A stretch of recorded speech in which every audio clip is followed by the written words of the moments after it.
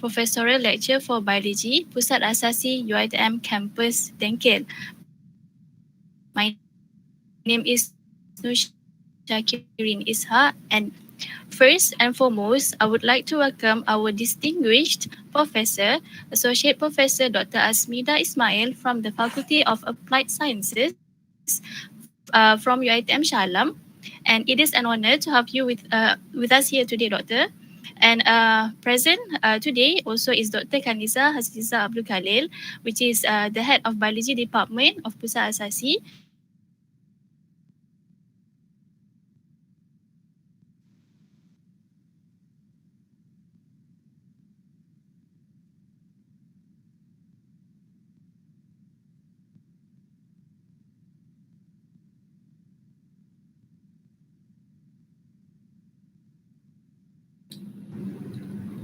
Yes, Assalamualaikum, Prof. Asmida. Thank you, Kirin. Boleh proceed, Kirin?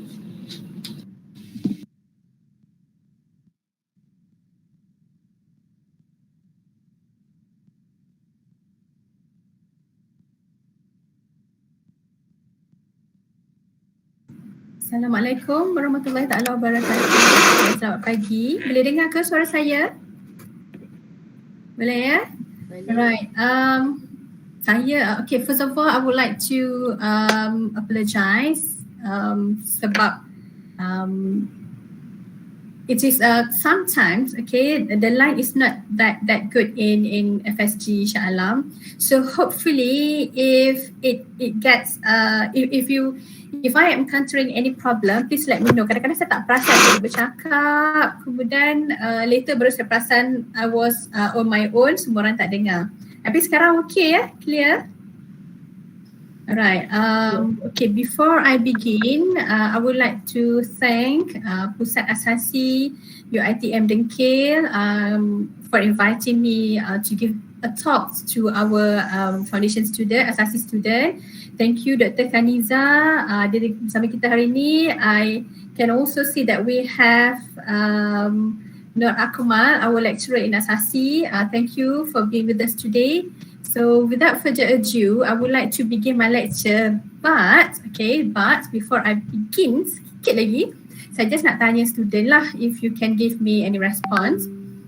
Student semua ada di kampus ke di rumah? Certain dekat kampus, certain dekat rumah. Oh, ada yang di kampus, ada yang di rumah ya? Okay. Oh, okay. InsyaAllah. We are still on online and distance learning mode. So most of our students are at home. However, there are a few students who, especially those who are in final year, and also those who are currently latihan industri. Okay, menjalani latihan industri dekat kampus. Tapi kampus sekarang sunyi lah, ada sikit-sikit je student. Alright. So let me share my slide with you.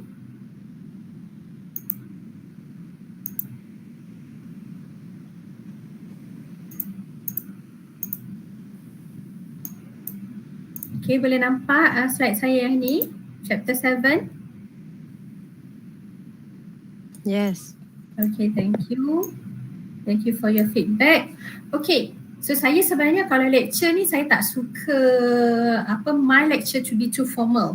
So because what is important about lecturing is that I want the student to get the hang of what I'm going to discuss, what I'm going to tell the student.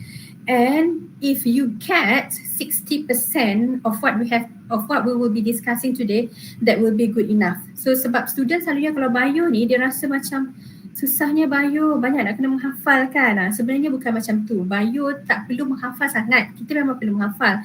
But then again, you have to have a specific technique or you have to make it interesting. Okay, kita sendiri sebagai student ya, have to make it interesting so that it will stay longer in your mind. Okay, benda-benda yang kita belajar hari ni, yang you dengar daripada saya hari ni, hopefully will be there for the longest of time. Okay, kita senang nak ingat.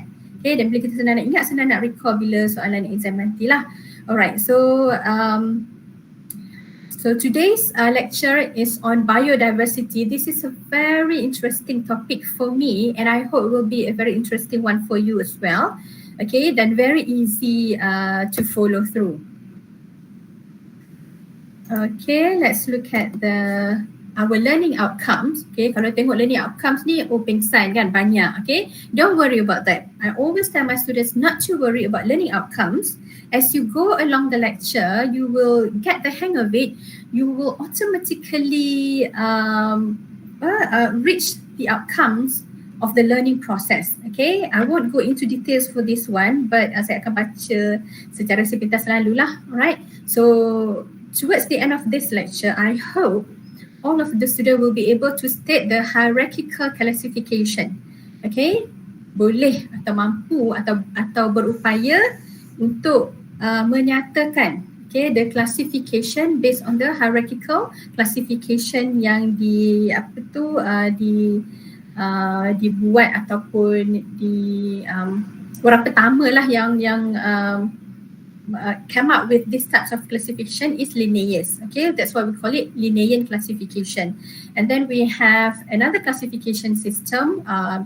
This is based on domain system, okay, by Woos. And then students should be able to explain the concept of binomial nomenclature, okay, state the components in a different system of classification, and then describe the levels and examples of biodiversity, the importance of biodiversity, factors that threat biodiversity, and also what are the actions that has been taken and should be taken to conserve the biodiversity. Alright, let's look at the taxonomy, right? So we have two parts in this lecture, okay, taxonomy and also biodiversity. Let's look at the taxonomy. Student asasi masa SPM, masa sekolah menengah lah, pernah kan belajar pasal taxonomy, right? Pernah ke student? Pernah. So you have heard the term before, and you at least have an idea what taxonomy is all about kan. Cuma hari ni we will look into details, okay, a little bit more on taxonomy. Mungkin dah belajar dulu, mungkin sama masa sekolah menengah, mungkin lebih sikit atau sebaliknya. Alright, what is taxonomy? Taxonomy is scientific discipline concerned with naming and classifying organism. So if you look around you, okay, kalau you kat rumah ke, dekat college ke dekat campus, you will see that there are different types of plants and different types of animals around you. So how do we come up with the names? Okay, sekarang tak apalah sebab orang dah bagi nama kan, kita dah tahu ni pokok apa, ni haiwan apa. But if you are being sent ataupun kita tiba-tiba dibuang dihantar ke, let's say, a Galapagos Island, or you are being sent to Madagascar, where you find animals or plants that you have not seen before. Tiba-tiba ada haiwan yang macam kambing, tapi bukan kambing sebab dia kecil sikit. Tapi nak kata kucing, bukan kucing yang macam gitu. How do you come up with the names? Okay, and how do you classify the organism? Okay, this is all based on the taxonomy. So macam mana kita nak namakan haiwan yang kita tak pernah tengok tu, adalah kita kena ikut apa yang kita akan belajar sekejap lagi lah, right?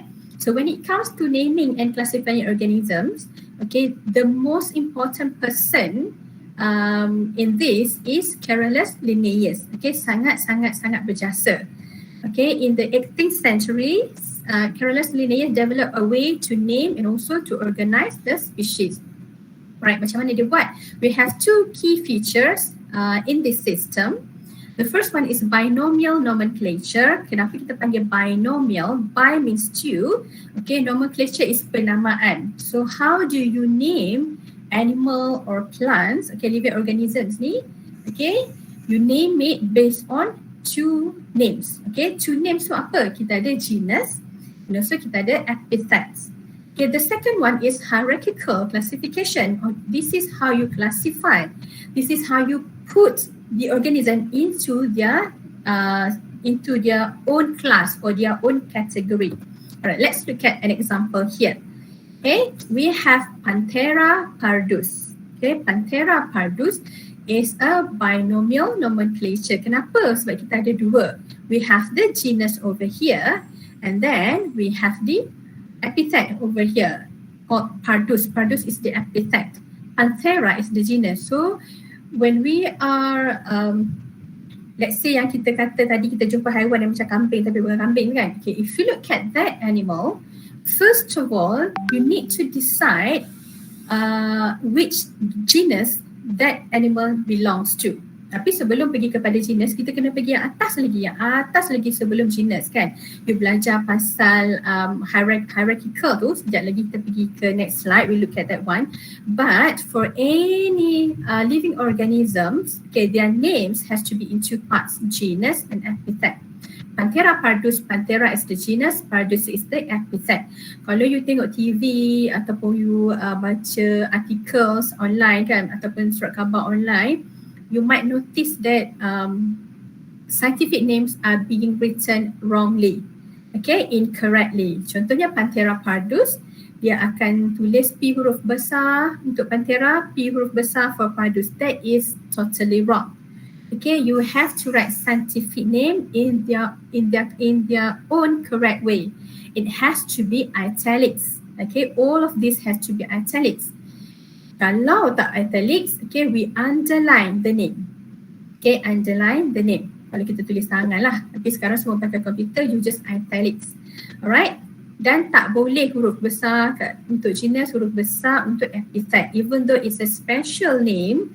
Okay, special tu maksudnya untuk nama tempat, nama orang, nama khas lah, nama khusus kita guna huruf besar. But for scientific name, even though it's a special, even though it is categorized under special, still the epithet has to be written in smaller case, okay? Panthera pardus. Alright, I have a few examples here. This is animals from the same genus. Kan, kalau orang Melayu ni dia panggil apa semua haiwan yang banyak-banyak, empat jenis ni? Kita panggil harimau je kan? Kecuali yang nombor 2 ni kita panggil singa kan? Betul tak?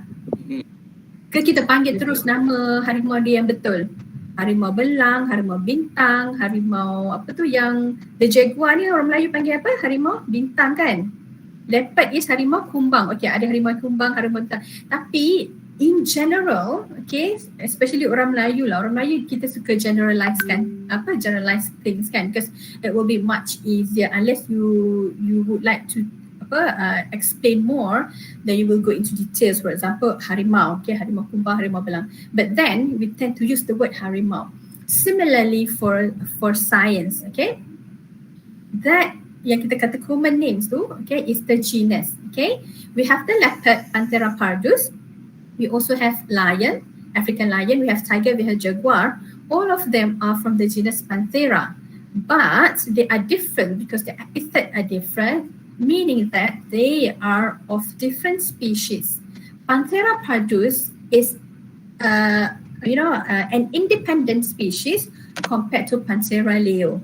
Similarly for Panthera tigris, they are of different species. Bila different species tu maksudnya memang berbeza.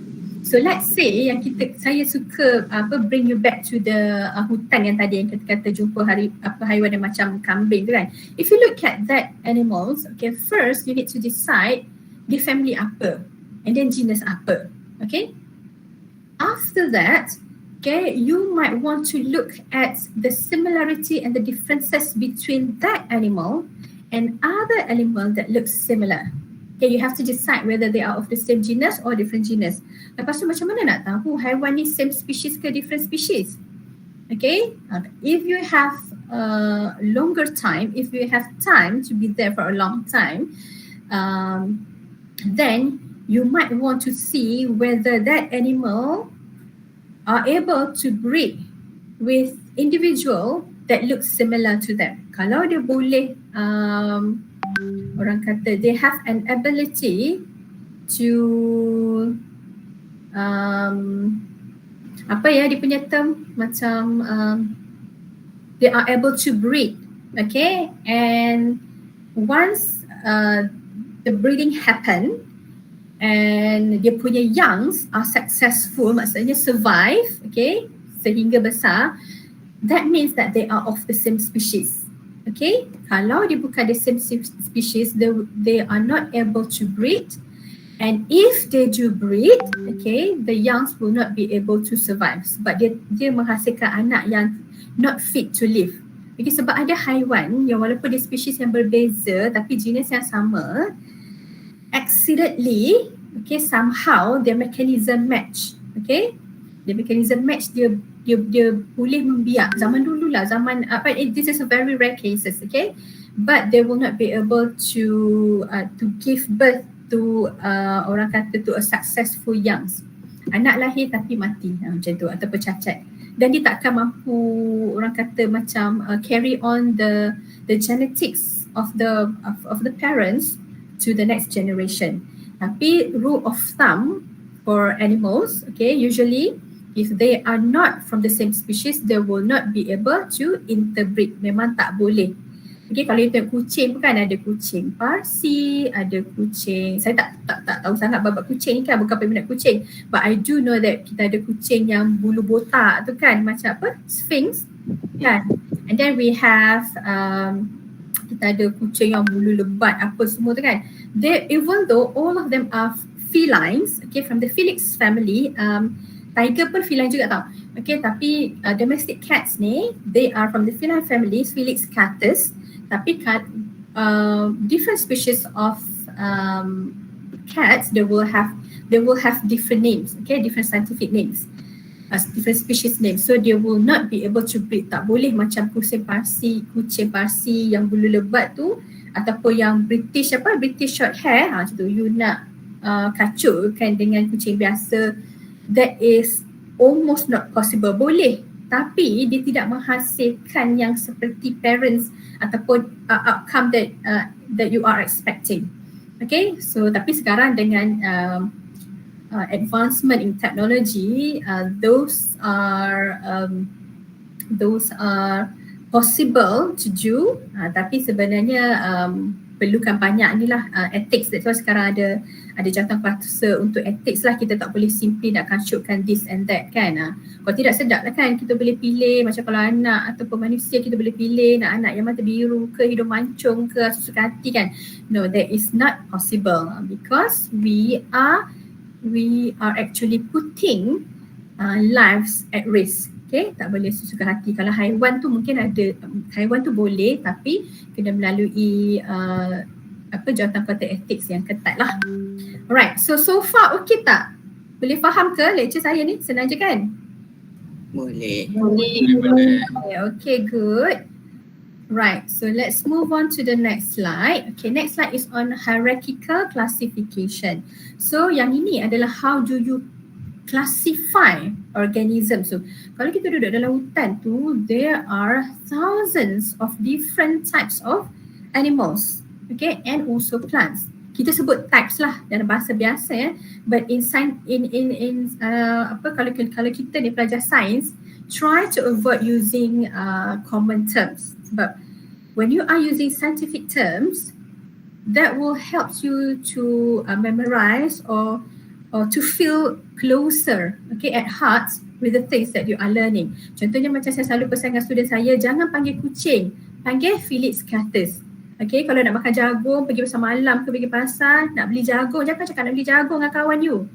You cakap, belikan aku ziamis, macam gitu. Walaupun macam bunyi macam mengada, tapi it helps you. Okay, you buat sesama kawan lah, janganlah buat dengan orang yang kita tak biasa kan. Okay, sesama kawan yang belajar benda yang sama. Try to incorporate things that you have learned in class, okay, to your daily life. Macam contohnya nak pergi toilet, selalu kita kata, oh I nak pergi kencing lah, jangan pergi kencing. You guna istilah sains yang you belajar kan. Alright. Okay, now for hierarchical classification, let's look at the image that I have here. Alright, it begins with the top one. Okay, yang paling besar sekali. We have domains, kingdom, phylum, class, order, family, genus, species. Nampak macam banyak tapi senang je nak ingat kan. Alright, yang domain saya tak payahlah, memang sangat senang. Okay, starts from kingdom. We have kingdom, phylum, class, order, family, genus, species, K, P, C, O, F, G, S. Rasa-rasa macam banyak tak benda ni? Nak kena ingat satu-satu. Banyak tak? Saya nampak ada orang angguk tapi tak bunyi suara. Okay, so kita ada Banyak-banyak. banyak kan? 1, 2, 3, 4, 5, 6, 7. 7. Kalau saya suruh hafal, you pun hafal lah. Kingdom, phylum, class, order, family, genus, species. Tersepak terlupa dah. Kingdom class dulu ke phylum dulu macam gitu. So kita tak nak. Okay, try to avoid memorizing that way. Okay, what you have to do, I would suggest lah, bukan you kena buat, tapi saya suggest you make something fun out of it. Contohnya macam kita start dengan phylum lah. Okay, domain kingdom tu sangat senang. Okay, kingdom tu of course lah alam kan, bahasa Melayu alam. Alam haiwan, alam tumbuhan macam gitu. So we start with phylum. Alright, phylum, class, order, family, genus, species adalah PCOFGS. Okay, PCOFGS. How to make it easier for you to remember? Kalau saya buatlah benda-benda yang mengarut-mengarut kan. Contohnya kalau P tu saya buat pergi, C tu cari, pergi cari oren, tapi tu tak kira, okay. Tapi guru besar sentap, macam tu. Pergi cari oren tapi guru besar sentap. So bila you ada pergi cari oren tapi guru besar sentap tu, it will be much easier for you to remember, okay. Phylum, class, order, family, genus, species. Tapi kalau you rasa it will be much easier for you to memorize phylum, class, order, family, genus, species, then it's up to you. Buatlah apa cara sekalipun, as long as it stays longer in your mind. Make it fun, make it funny, make it silly. Kadang-kadang kita buat benda tak berkait pun, it will help you to easily memorize things without you putting a lot of effort on it. Alright, so this is the hierarchical classification. Okay, apa yang kita belajar tadi, kingdom, phylum, class, order, family, genus, species tu, that is actually a taxonomic unit. Okay, that is what we call taxonomic unit ataupun unit taxonomy. Alright, so kalau saya suruh ulang kan, kingdom, phylum, class, order, family, genus, species ni boleh ingat tak? Rasa-rasa boleh ingat tak? Semua boleh. Boleh. Boleh. Boleh kan? Orang asasi memang pandai-pandai semua kan. Saya dulu pernah mengajar asasi, I think let me see. Saya mengajar 2 tahun di Pusat Asasi Sains UKM. Kemudian saya mengajar di Shah Alam ni, zaman dulu-dulu ada asasi di Shah Alam. Saya mengajar ketika saya 2 tahun juga dan memang sudah asasi pandai-pandai lah. Memang dah pandai-pandai. So you are cream of the cream. So you better stay on top, okay? So kingdom, phylum, class, order, family, genus, species is very easy for you to memorize. Just keep on repeating the word. Okay, just keep on repeating the word, then you will get the hang of it. Alright, so this is an example of the application of the hierarchical taxonomy. Alright, kita ada ke atas kali ni Panthera pardus. It's easier for us because Panthera pardus has been named, has been identified, has been classified, so it's easy. Tapi kalau kita start dengan haiwan yang kita tak tahu, tak ada nama lagi, so you have to start from the very beginning. Okay, from the very beginning, kita start dengan kingdom lah. Sebenarnya dia start dengan domain lagi, tapi tak apa, kita start dengan kingdom, alam tu. Dia apa? Okay, animalia ke plantae? Of course, it's animalia kan? Okay, so kingdom animalia. Phylum apa? Phylum chordata because it has backbones. Chordata is inilah bertulang belakang. Okay, this is chordates animal. So phylum chordata. Class mammalia. Sebab apa? Sebab dia beranak. Okay, dia bukan reptilia. Dia bukan amphibians. Okay, and then order carnivora because they are carnivore. Family Felidae because they are feline. Genus Panthera, species Panthera pardus. So it's easier because we already have Panthera pardus named and classified. But if you come across animals or plant that you have not seen before and it has not been named, then you have to start from the beginning. Kena kajilah satu-satu ciri-ciri dia tu. Okay, kita nak tahu dia ada tulang belakang ke tak ada tulang belakang, whether they are mammals or reptiles, whether they are carnivorous or omnivorous, semua tu nak kena observe. Okay, observe. That's why kalau you, let's say you pergi dalam hutan, masa tu you dah jadi student PhD ke, or you are a lecturer, or you are a researcher, then you come across animals or plants that has not been named and you successfully name the species, okay, nama you akan orang kata you are actually achieving orang kata huge huge achievement lah, okay, obtaining huge achievement sebabnya orang yang namakan spesies baru ni, especially species yang has a lot of contribution, probably a flagship species to the area or very important species to the area, selalunya kita akan menjadi orang yang sangat relevan dalam bidang ni. In fact, ada a few researchers yang menamakan spesies baru yang dijumpa tu dengan nama dia ataupun nama orang besar dekat kawasan tu ataupun dengan nama lokasi tu, okay, to mark the achievement. Kalau kan nama saya Asmida kan, mungkin saya jumpa pantera lain tapi yang bukan pantera pardus, bukan pantera tigris, memang lain, totally lain, tak ada lagi di dunia ni. I am the only one who name it. Mungkin saya nak guna nama pantera Pantera asmidanis, contohnya. Okay, sebab saya nak orang kata put some recognition on the achievement. So kalau macam tu, that is actually a huge achievement, and I have known a professor in one of the public university in Malaysia. He successfully classified a name masa tu ni pokok pakma. Pokok pakma tahu ke? Saya guna bahasa Melayu. Do you know pokok pakma? P-A-K-M-K? P-K-A-M-A? Pokok apa? Pokok yang besar bau busuk tu? Rafflesia. Yes, that's correct. Okay, researcher tu dia jumpa spesies Rafflesia that has not been named before. Dia memang baru, memang spesies baru. And then his findings tu dikira sebagai huge achievement in the field of Rafflesia. Okay, so dia dapat very good recognition. Sebab bukan senang nak bagi nama ni. Dan bukan senang, bagi nama is one thing. To come across that types of species is also rare. So for him or for her to be able to find that species tu, kita kata macam huge findings lah. Okay, satu pencapaian yang sangat hebat. Alright, so we have looked at a hierarchical classification. Now we look at different system, okay, under classification. We have 5 kingdom classification. Sebenarnya ada banyak, kita ada 6 kingdom, 5 kingdom, we also have 3 kingdom classification. So let's look into a few of it. Okay, we have 5 kingdom classification system developed by Whittaker in 1969. Okay, 5 kingdom tu apa? We have Monera, Protista, Fungi, Plantae and Animalia. Okay, if you look at the image here, this is what we have. Saya suka kalau kita start daripada yang paling kecil lah. Okay, we have protists, okay, monerans, fungi, plants and also animals, right? Terpulang, ada student suka daripada yang besar dulu, ada student suka daripada kecil, whichever makes it easier for you.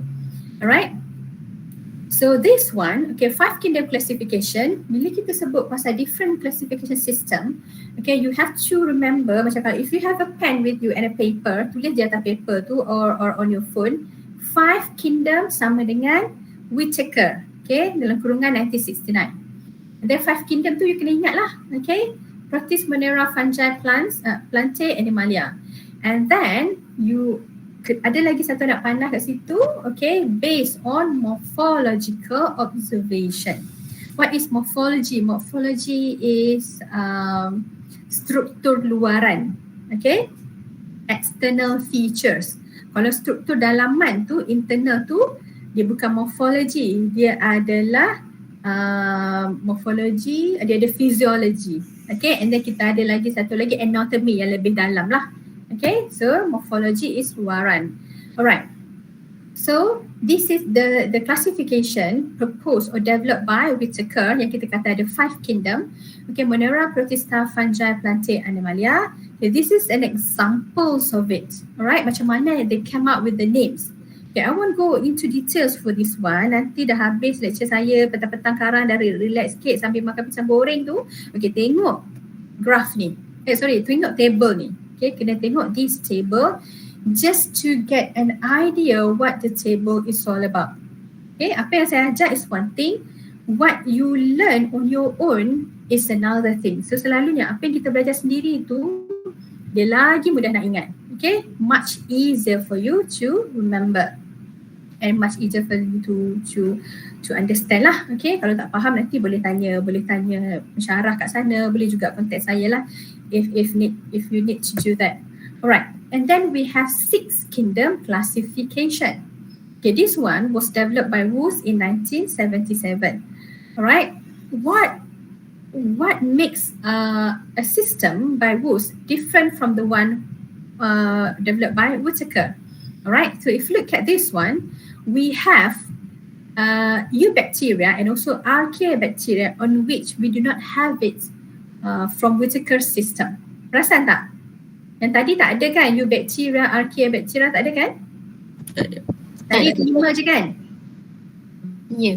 Yang ni ada tak? Protists, fungi, plantae, animalia ada? Ada. Ada, okay. So yang tadi tu ada 5. Protists, fungi, plantae, animalia. What is the other one? Monera. Monera, that's correct. Okay, pandailah you all. So you dah belajar benda ni? Dah belajar sebelum ni? Belajar sikit. Sikit tapi masa SPM ada? Ada perkenalkan tapi tak masuk soalan. Oh, I see. Tapi at least you boleh ingat yang slide saya sebelum tu. Oh, ada kat dalam ni. Patutlah. Betul pandai. Okay. Never mind. At least you ingat lah. Alright. So we do not, in 6 kingdom classification, we do not have Monera. Okay, no Monerans anymore. Monerans so maksud haiwan yang classified under Monera. Okay, no Monerans. Instead, okay, we replace Monerans with different types of bacteria. Okay, kalau you tengok gambar sini, okay, we have kingdom archaeobacteria and also the bacteria itself, which is the eubacteria. So ini adalah a totally different kingdom altogether. Okay, berbeza. Kalau bahasa Melayu dia alam yang berbeza. Okay, benda living organism yang sangat berbeza. Right, even though they are minute, okay, they are very small, they are minute, both are minute, sama juga macam protists are also minute for some, but all 3 of these are of different kingdoms, especially true for archaeobacteria and also the eubacteria, sangat berbeza, okay.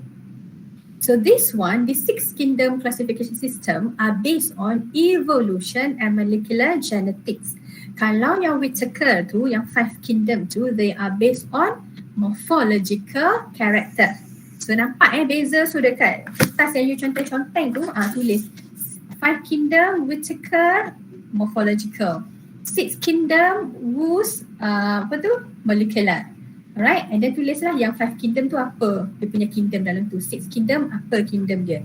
So kena ingatlah the difference is that 6 kingdom, okay, yang 5 tadi tu, the Monerans are being divided into 2 called archaea and also eubacteria. So that's why dia jadi 6 daripada yang asal dia 5 tu lah. Okay, next slide is further discussion on eubacteria and archaeobacteria. Yang ini saya tak nak pergi satu-satu, but I want to show the most significant differences between eubacteria and also archaeobacteria. First one, for eubacteria, they have peptidoglycan in their cell wall. Okay, for archaeobacteria, they do not have peptidoglycan. So bahasa senang dia adalah eubacteria ni yang kompleks, archaeobacteria ni yang simple. Okay? Macam mana kita nak tahu dia simple ke tak simple? Macam kalau you belajar prokaryotes and eukaryotes kan, you tahu prokaryotes is the simple ones. Betul kan? Eukaryote is the complex one. Ingat tak belajar pasal prokaryotes and eukaryotes? Ingat. So prokaryotes, okay, prokaryote tu macam a very simple bacteria tu, tapi bila kita ada haiwan that is that is eukaryotes. So when it comes to, sebab bila yang archaeobacteria and eubacteria ni dia macam pertindihan tau between the two. So how are we going to further understand the differences between these two is that kita kena ingat archaeobacteria is the simple ones. Okay, contoh dia kita ada thermophiles, halophiles and methanogens. These types of living organisms, they are very robust. Kalau kita tengok thermophiles ni adalah minute organisms yang duduk dalam air yang boleh hidup, okay, yang boleh hidup or able to survive or inhabit an area with extreme temperature. Kalau you pergi, kalau you tengok lava gunung berapi, kan sangat panas kan? The bubbling and then the temperature is very hot sebab dia bukan air je. Okay, air and lots of other minerals in it. So therefore, the temperature of lava is very, very high. However, there are some thermopiles that are able to live in it. Ada haiwan, kita tak panggil haiwan lah, living organism that are able to live in that. Similarly for underwater thermophiles ni. Kalau kita, kalau you tengok movie orang putih tu kan ada macam submarine masuk ke dasar laut, kemudian dia pergi tempat gelap, kemudian ada air, memang gelap lah kan, dia kena pakai submarine tu akan suluh lampu and then tiba-tiba nampak macam titik-titik. That samples, if you bring it to the lab and look under the microscope, you will see that there are living organisms called thermophiles in it. Okay, tempat boiling water tu dia boleh hidup.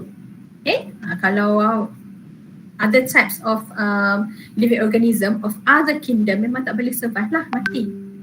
Similarly to halophiles tu more on haiwan yang survive or inhabits an area or environment with high salinity. Okay, and then we have methanogens, kawasan yang tinggi methane. Kalau haiwan lain dah mati dia boleh. Okay, this is a different types of this is a totally different kingdom called Archaeobacteria. Dia sangat simple tapi sangat robust. Okay, and going further into that, we have Eubacteria. Ini bakteria biasa, bakteria yang biasa yang kita tengok, yang kita panggil bahasa biasa kita panggil kuman tu kan. Sebenarnya they are categorized into Eubacteria. Alright, so senang je nak ingat. Archaea sebab dia A tu yang mula-mula sekali kan, simple and robust. Eubacteria is the bacteria yang kita kenal sekarang. Okay, they are not simple. Okay, they are much more complex compared to Archaeobacteria. So this is two different kingdoms.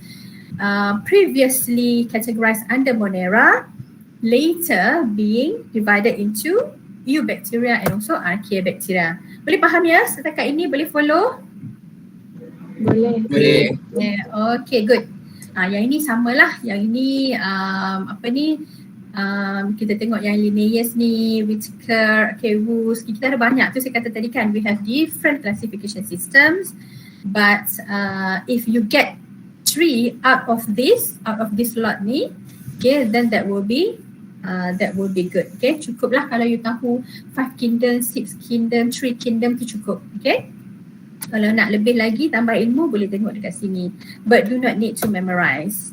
Alright, ni yang saya kata 3 kingdom tu lah. Okay, also by Woos in 1990. So agak terbaru lah 1990 compared to the previous one 1970 something, 80 something kan.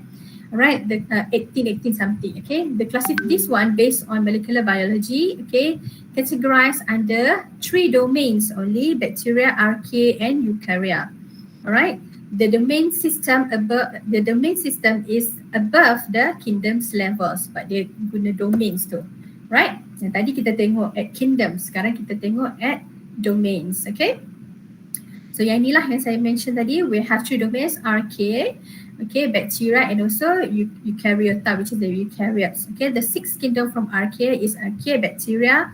From the bacteria itself, Eubacteria, and from eukaryota or eukaryotes we have the remaining 4. So total is still 6 kingdom, but classified or categorized into 3 domains. Okay. This is another example on the classification system. Nanti student boleh tengok sendirilah. Ni contoh-contoh yang kita ada lah. Alright. Okay. So we have looked at the history, and also we have looked at how you classify and how you name or identify the species or the living organism. Now we want to understand why is it so important. Penting ke tak kita belajar taksonomi ni? Taksonomi tu perlu ke tak? Kalau Kalau tak ada nama tak boleh ke yang kata yang jumpa haiwan dekat apa tu Madagascar yang macam kambing tapi bukan kambing tu kan? Kalau kita tak bagi nama kat dia boleh ke? Kita tak classify pun, biarlah dia. Kita panggil je lah haiwan yang macam kambing, tak boleh? Tak boleh. Tak boleh. Semua makhluk layak ada nama. Semua makhluk ada nama, betul kan? Macam kita jugalah kan. Kita lahir seorang anak, kita bagi nama. Takkan kita nak panggil, kita letak anak kita anak satu, anak dua, anak tiga kan. We would like to acknowledge kan anak yang kita lahirkan tu. So how do you acknowledge them? Okay, you give nice name to the baby. Okay, kadang-kadang nama tu pun commemorate something. Dia lahir waktu hari raya, pada hari raya you buat nama Aidilfitri kan. Kalau perempuan Aidilfitriah ke macam tu lah. So you want to acknowledge the children, the child. Okay, the baby. Sama je macam haiwan. Kita nak acknowledge di haiwan tu. Kita nampak haiwan tu macam kambing tapi bukan kambing. So kena juga tengok, does that animal belongs to the same family dengan kambing tu or not. Okay, kalau bukan, kita masuk dalam family yang dia belong.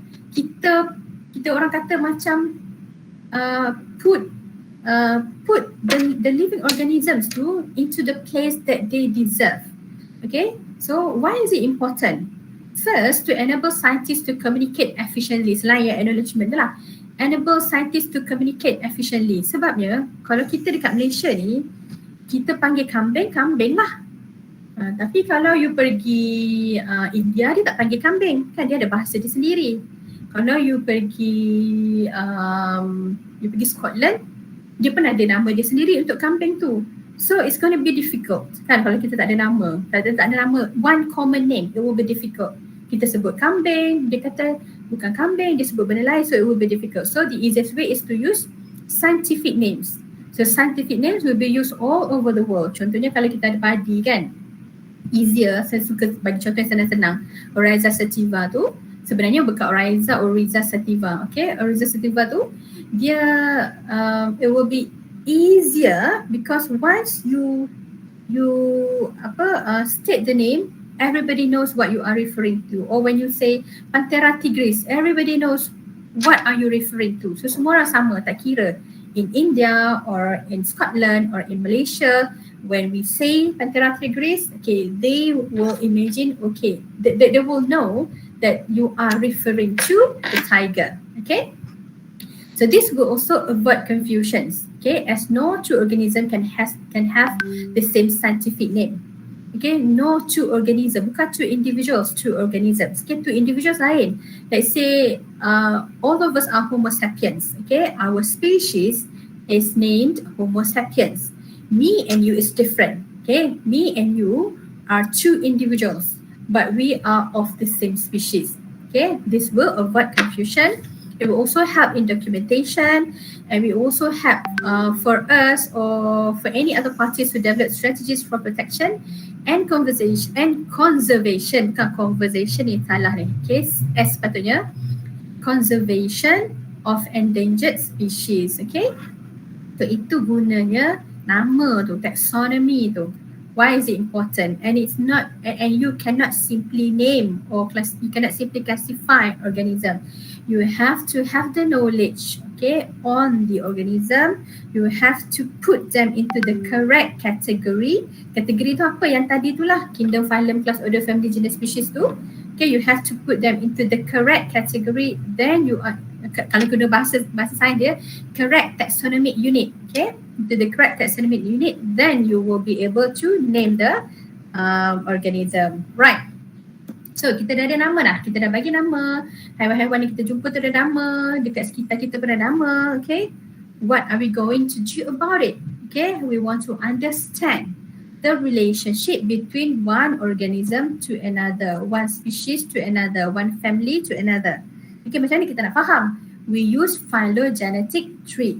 Okay, phylogenetic tree is a diagram which shows evolutionary relationship among organisms that have a common ancestor based upon similarities and differences in their physical or genetic characteristic. Panjang dia punya term kan, tapi don't worry, tengok gambar dulu.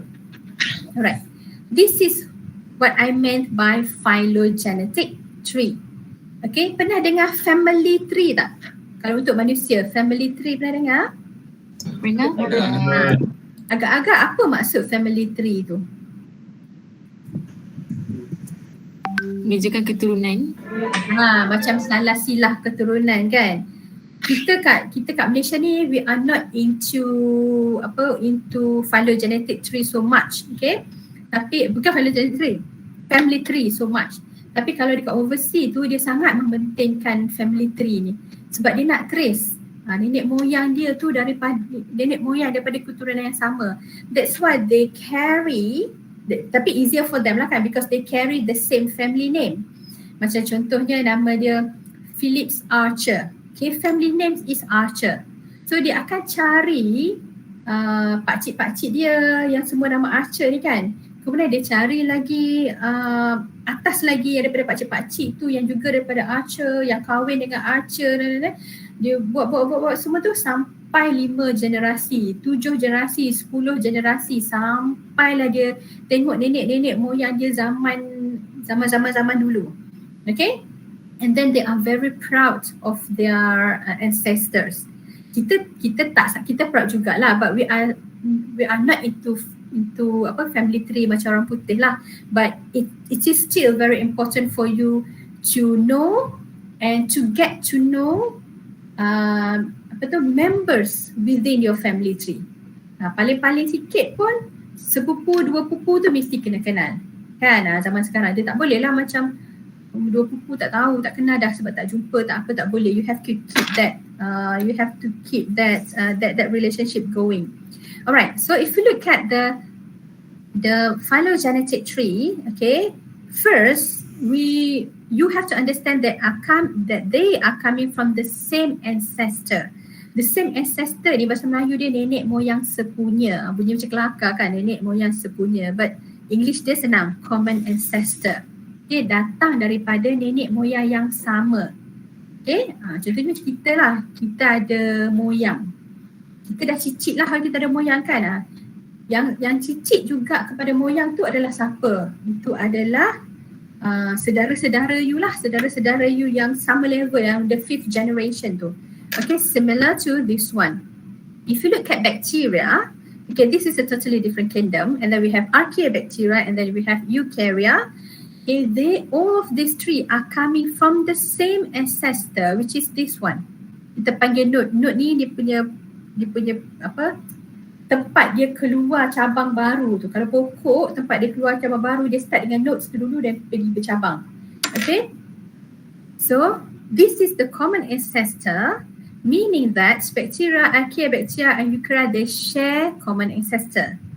But for archaeobacteria, kalau dekat sini, archaeobacteria and eukarya, okay, kalau kat sini dia share the common ancestor. Tapi kalau dekat sini, this is orang kata applies to eukarya only. Okay, all the eukaryotes. Okay, eukaryotes only. Kalau if you look at different kingdoms that we have, contoh kat sini kan, we have animalia, we have fungi, we have, ini semua yang besar-besar lah, yang walaupun ada yang kecil-kecil macam kan. This is the eukaryotes. Okay, eukaryotes ni ada yang besar, ada yang kecil. Okay, but still there are the complex organism. Okay, for eukaryotes, dia tu macam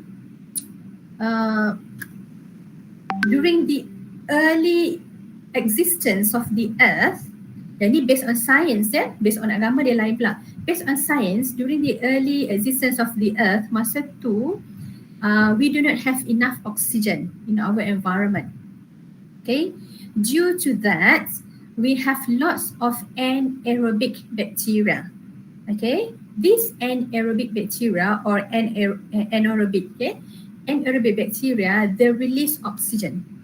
Okay, because they are in abundance. Okay, sebab dia banyak sangat ni, anaerobic bacteria ni, they release oxygen. At the same time, they increase the concentration of oxygen on earth. Bila oksigen dah banyak, dah meningkat, okay, there is an emergence of aerobic bacteria. Maksud tu ada bakteria-bakteria aja. Okay, and later on it gets into a much complex organisms. Lepas tu baru ada bakteria yang biasa yang kita tengok ni, okay, yang kita ada sini kita sekarang. dan lepas tu lah baru kita ada algae, baru kita ada lichens, baru kita ada herbs, baru kita ada fern, baru kita ada shrubs, and then baru kita ada pokok yang besar, ada pokok balak, seperti itu. Okay, but the later one, yang complex one ni, only emerge at the later stage of the earth.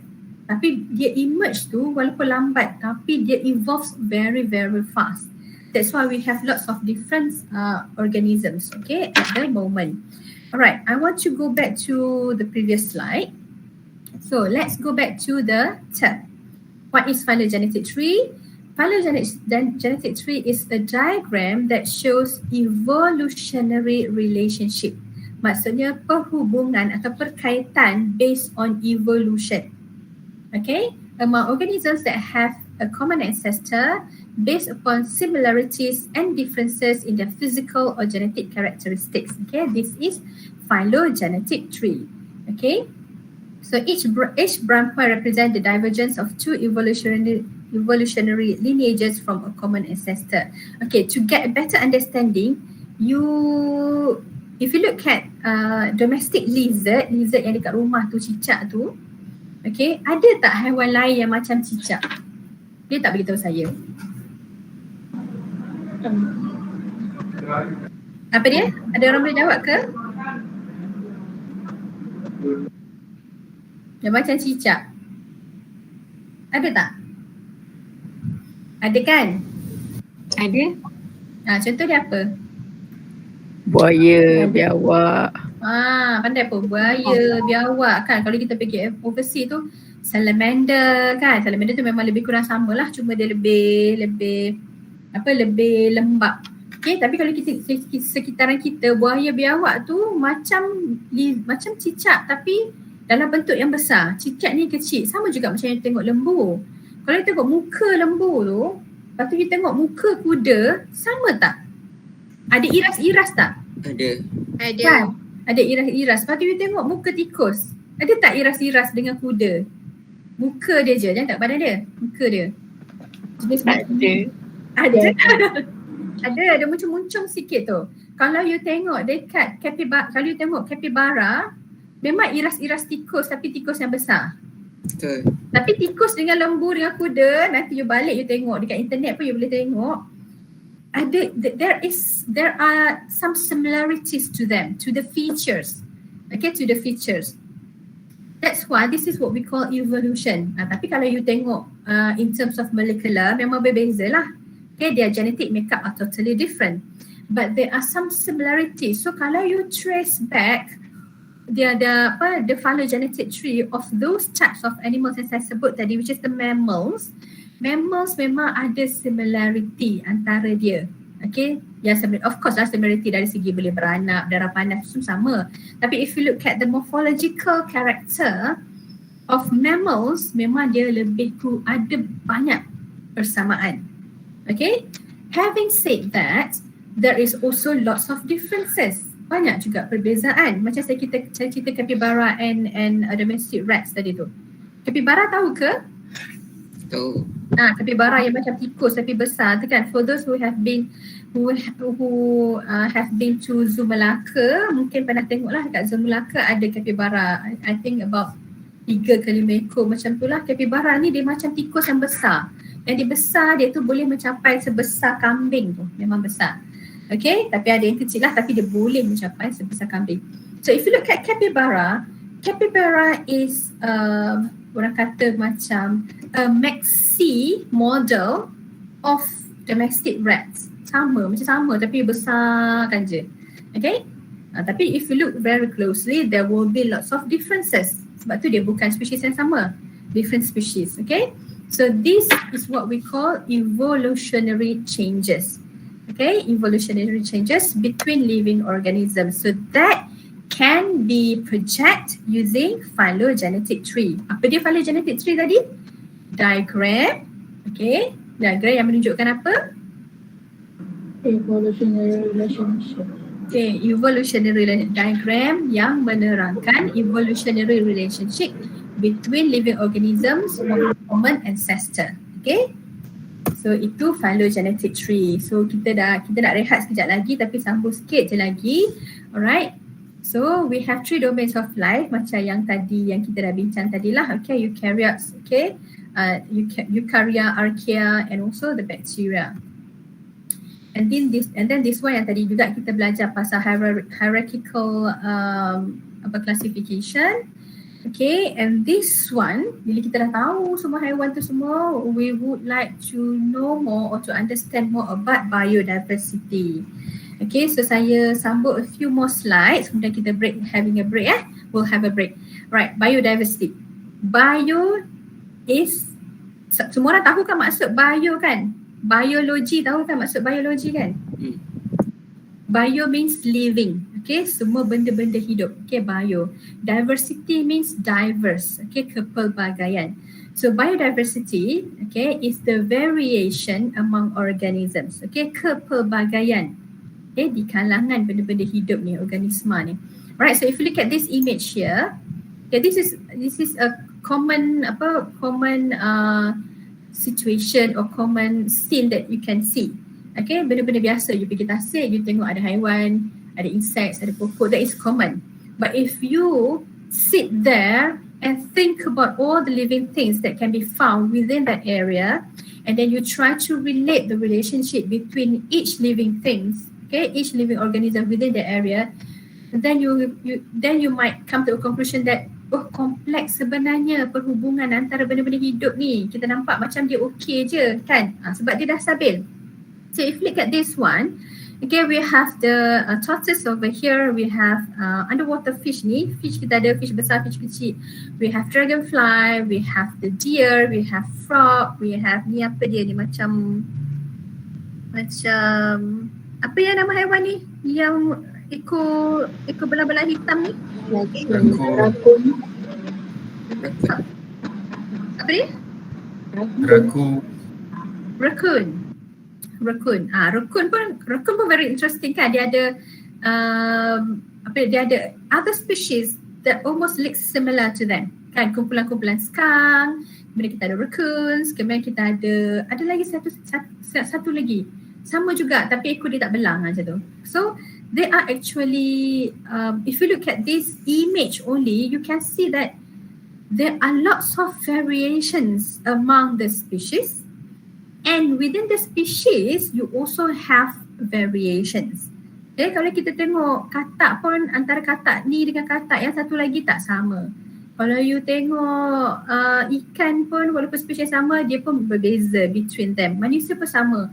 Same, Homo sapiens, same genus. But we are different from one another. So that is what we call variation within species and also interspecies. Okay, intra and interspecies. Intraspecies within species, interspecies antara species, okay? So this is what we call biodiversity, a variation among organism within an environment or within a population. Alright, so let's look at biodiversity in Malaysia. Okay, everybody knows, especially Malaysians lah, okay? Every Malaysian knows that Malaysia is known as or being acknowledged as biodiversity hotspot. Okay, apa maksud hotspot ni? Hotspot is a small area, okay, with numerous endemic species, a large number of endangered species and threatened species, and mostly located in tropical regions. So, biodiversity hotspot ni adalah kawasan yang kecil yang mana ada pelbagai spesies, sangat-sangat banyak spesies dia tu. Dan walaupun dia spesies dia banyak, tapi bilangan setiap spesies tu sikit. And they are usually endangered or threatened. Itu kita panggil biodiversity hotspot. Sebab ada orang keliru, ada student keliru, dia ingat biodiversity hotspot ni kawasan yang orang kata high in biodiversity. No, that is not only that. Okay, biodiversity hotspot is a small area which contain high biodiversity. However, the diverse animals and plants within that area is low or a few in number, and they are usually endangered or threatened. Itu kita panggil biodiversity hotspots. Okay. So let's look into the terms. Okay, yang kita kata endemic tu, what does that mean? Endemic is local species that cannot be found anywhere else in the world, that cannot be found in any other area. Okay, dia ada kat situ je. Okay, kat situ je, dekat kawasan tu je, local area. Okay, and what does it mean by endangered? Endangered is species that is at risk of extinction. Maksudnya, dia sangat-sangat hampir dengan kepupusan, dah sikit sangat dah. Alright, threatened is species that is likely to become endangered. Maksudnya, species tu sekarang ada banyak lagi. Tapi likely to become endangered, kenapa? Dulu mungkin ada 3,000 individuals, okay, ataupun 3,000 ekor. Sekarang dia ada 300 ekor. So they are threatened.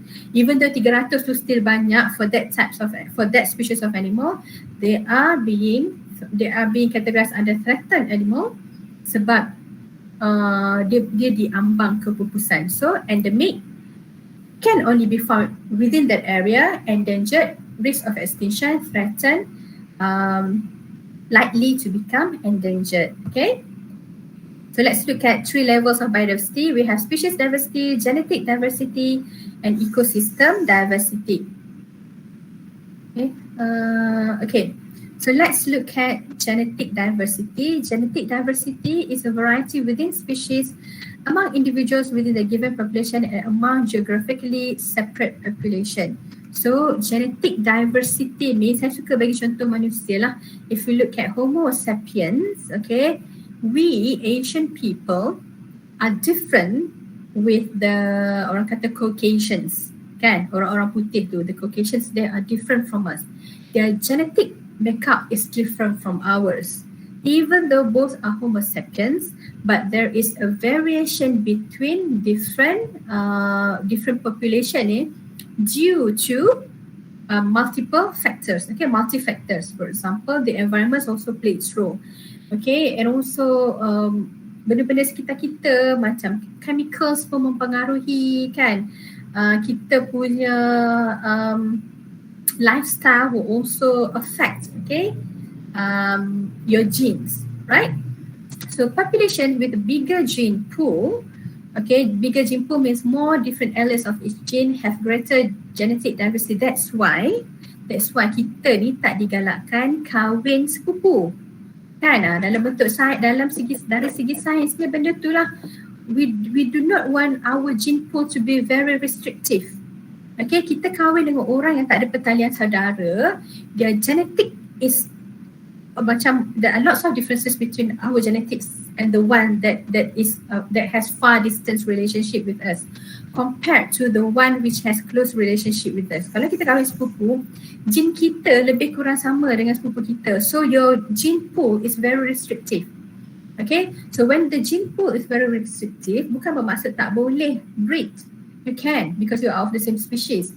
But orang kata the diversity within that pool tu is very low. And dah terbukti based on scientific evidence yang the restrictive gene pool tu, kalau you kahwin yang close, bukan distant relationship ni, close relationship ni, kita punya gene tu kadang-kadang terkena gene yang lemah tu, right?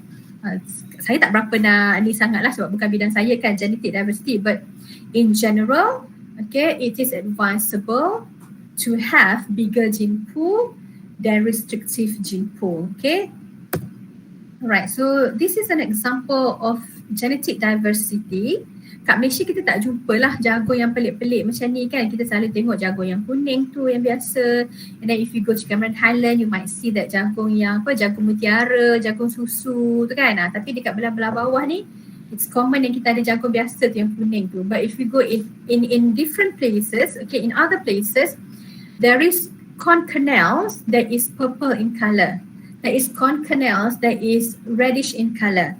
Kita tak ada kat sini sebab gene pool of our corn itu je. Kecuali kita ambil yang sana kita kacuk lah. Tapi yang kat sana tu, this is what we meant by genetic diversity. And then we have species diversity. What is species diversity? The number of species and abundance of each species in a given community. Student selalu dengar pasal species richness and species abundance, tapi sometimes they tend to get confused Okay, between species richness and species abundance. Richness is kekayaan, abundance tu kelimpahan. Okay, what is richness? Species richness is number of different species in a particular area. Number of different species, dia merujuk kepada species. And then for abundance, it is referring to number of individuals. Okay, number of individuals. Okay, contohnya kita ada kanak-kanak dekat padang 10 orang, and then kita ada lembu 5 ekor. So we have 2 species, am I right? Betul tak? Ya. Species kan? Kita ada manusia, kita ada lembu. Kita ada 10 manusia, kita ada lembu. Okay, so when we are talking about species richness, maknanya kat kawasan tadi kat padang tu kita ada 2 species. 2 species ni is not rich, okay? Not rich enough. Tapi kalau satu lagi padang, dia ada lembu, dia ada kanak-kanak 10 orang, lepas tu dia ada belalang, lepas tu dia ada kambing pula makan, lepas tu dia ada ulat-ulat, ada banyak spesies, ada 10 spesies contohnya. That area is what we call an area which high species richness. So richness is referring to species, the number of species. Okay, tapi kalau abundance is referring to number of individuals, bilangan. Satu padang kita ada haiwan, kita ada lembu dan budak-budak. Total lembu 5, total kanak-kanak 10. So 13, 15. Alright. Satu lagi padang kita ada 10 spesies yang kata ada belalang semua ni kan. Tapi setiap tu ada satu je. Okay. In that way, okay, in that sense, we can say that the abundance of padang yang banyak spesies tu is low. Kelimpahan dia rendah. Okay, walaupun richness dia tinggi. Okay, faham tak? Faham. So I have also ada example juga kat sini, nanti boleh tengok lah. Okay, so it's easier for you to understand. Richness is about species. Abundance is about individuals within that species. Okay, individual in each species. This is also another example lah untuk you tengok. Alright, and last but not least before we have a break is ecosystem diversity. This is referring to the variety of ecosystem found on Earth. Kita ada lots of different ecosystem. Okay, macam dulu you belajar pasal carbon cycle, belajar pasal phosphorus cycle, belajar pasal nitrogen cycle. That is actually referring to biogeochemical cycle within, in the ecosystem. Alright, so ecosystem diversity involve the interaction between biotic, okay, and also this is actually abiotic, between abiotic and biotic. Abiotic maksudnya non-living, biotic maksudnya living. Okay, abiotic, non-living. Non-living tu contohnya we have water, we have soils, we have air. Benda-benda tu benda tak hidup kan, air tak hidup, tanah tak hidup kan, udara tak hidup. So we call it abiotic or non-biotic. Then we have the biotic. Okay, the biotic component, benda-benda hidup, animals, plants and organism.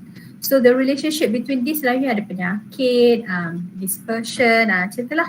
So the interaction between living and non-living component ataupun dalam bahasa lain, the interaction between biotic and abiotic component is what makes up the ecosystem diversity. Okay, contoh-contoh ni dia lah. Coral reef ecosystem, mangrove ecosystem, peat swarm ecosystem. Okay, rainforest, mountain, banyak lagi lah. Mountain forest tu semua tu kan. So this is what we call ecosystem diversity, kepelbagaian ekosistem. Alright, ni contoh-contoh gambar yang dia ada. So let's have a few minutes break. Dr. Syakirin, kita rehat berapa minit ya? Boleh doktor, kita rehat dulu selama 20 minit. Lepas tu nanti kita kembali semula lah. Okay, sudah boleh rehat dululah, minum-minum ke, pergi lompat-lompat dulu ke, then we'll be back. Okay, Assalamualaikum.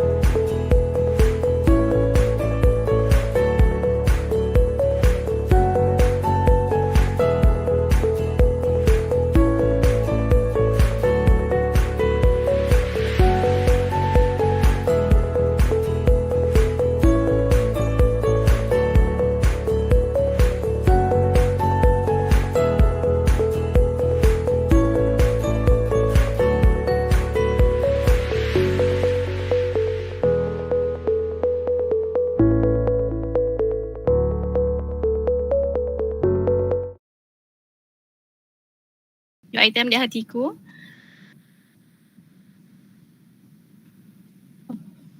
Okay, welcome back. I hope everyone is feeling fresh and ready to continue with our lecture. So Dr. Asmida will continue her lecture with subtopic the importance of biodiversity.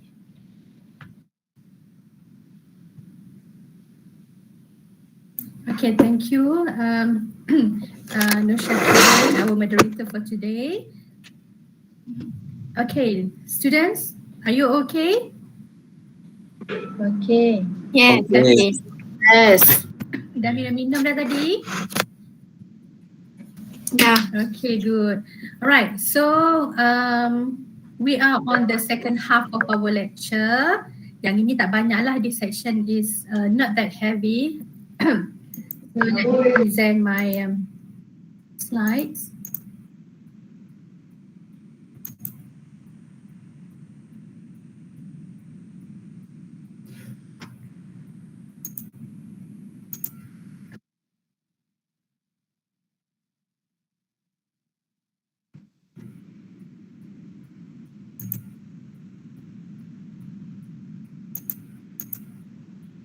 Okay. Batuk pula. Alright.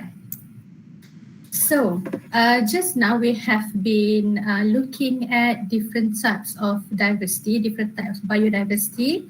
Alright, so now we will look at the importance of biodiversity. Okay, kenapa pentingnya biodiversity ni kan? First of all, when we are trying to understand biodiversity, we might want to look at our forest. Okay, if you look at our forest, you know that we are you know that the richness of tropical forest and also the abundance of tropical forests are very high, okay, compared to other types of forests on earth. Hutan-hutan dekat overseas tu, temperate forest for example, compared to tropical forest in Malaysia, memang nampak sangat beza dia, okay? Because in Malaysia, okay, bukan saja di Malaysia lah, okay, for tropical forest, we have a high diversity. Therefore, you can find different types of trees in it. Okay, kalau kita pergi hutan tu, macam it's very thick and dense, kan? Daripada bawah sampai ke atas, kat bawah kita ada pokok-pokok menjala. We have the forest floor, and then we have the climbers, we have the herbs, we have shrubs, and then we have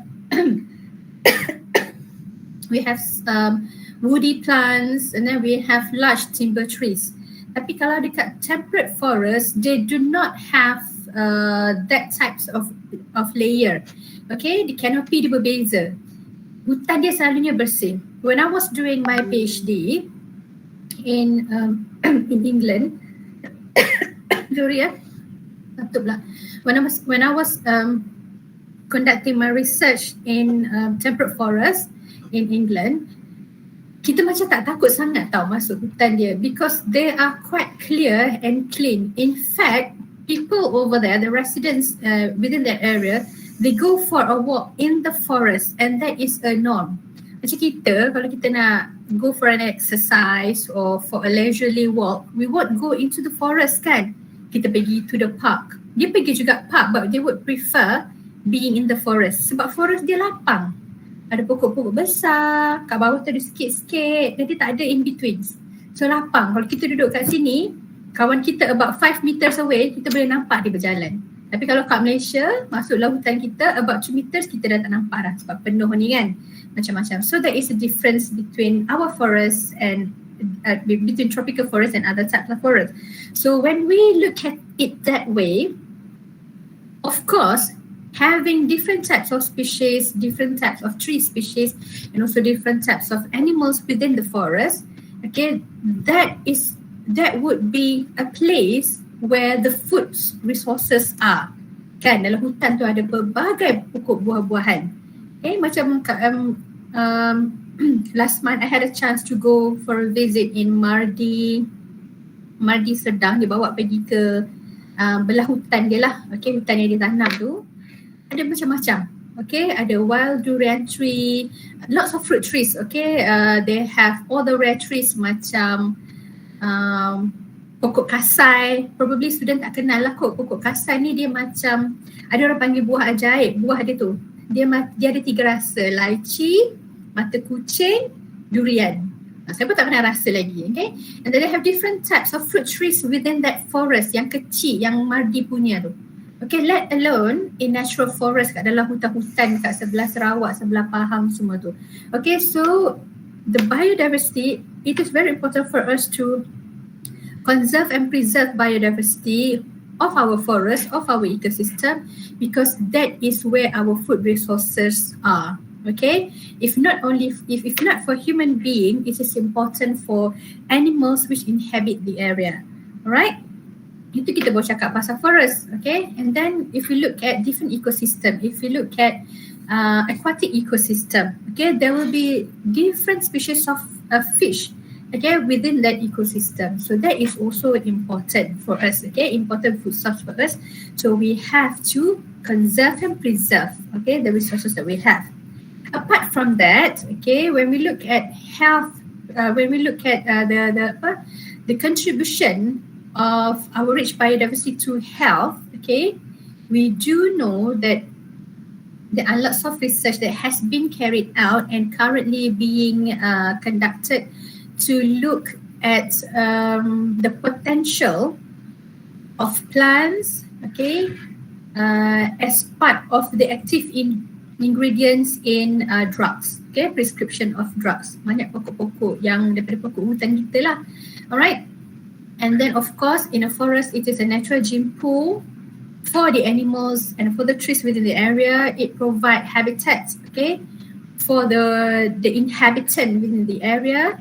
The forest will prevent soil erosion, climate mitigation, carbon cycle and watershed protection.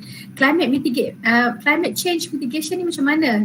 Okay, if you look at the forest, okay, if you cut down the forest or for development, contohnya nak buka kawasan perumahan yang baru, okay, you will cut down most of the trees within the area. And we are not talking about kawasan yang sederhana. Okay, kalau you tengok, kalau dekat pencak alam tu, kan di hutan kat situ, nowadays, okay, if you go for a drive along menghala kayu atik pencak alam tu, you can see vast expanse of housing estates dan area dia sangat besar. And can you imagine how many thousands of trees that has been cut down? When you cut down the trees, apa jadi kepada haiwan yang ada kawasan tu? They are also being put at risk. Okay, it's either they go and find other area for them to live, or they start to invade humans' territory. Okay, ada juga yang dah tak ada minyak, bukan pupus, dia tak ada dekat kawasan tu, dah mati, they cannot survive, they cannot adapt to a new area. Okay, yang sekarang lebih panas lah because there are no more trees. So those are the things that makes us that I want you to understand how important, okay, of us, how important for us to look after our biodiversity. Kita akan rasa macam, if I'm the one who look after the nature, it won't change a thing. Kan, ada ramai orang fikir macam tu. Alah, saya tebang pokok satu je, it's not going to change a thing. No, that is actually a wrong concept.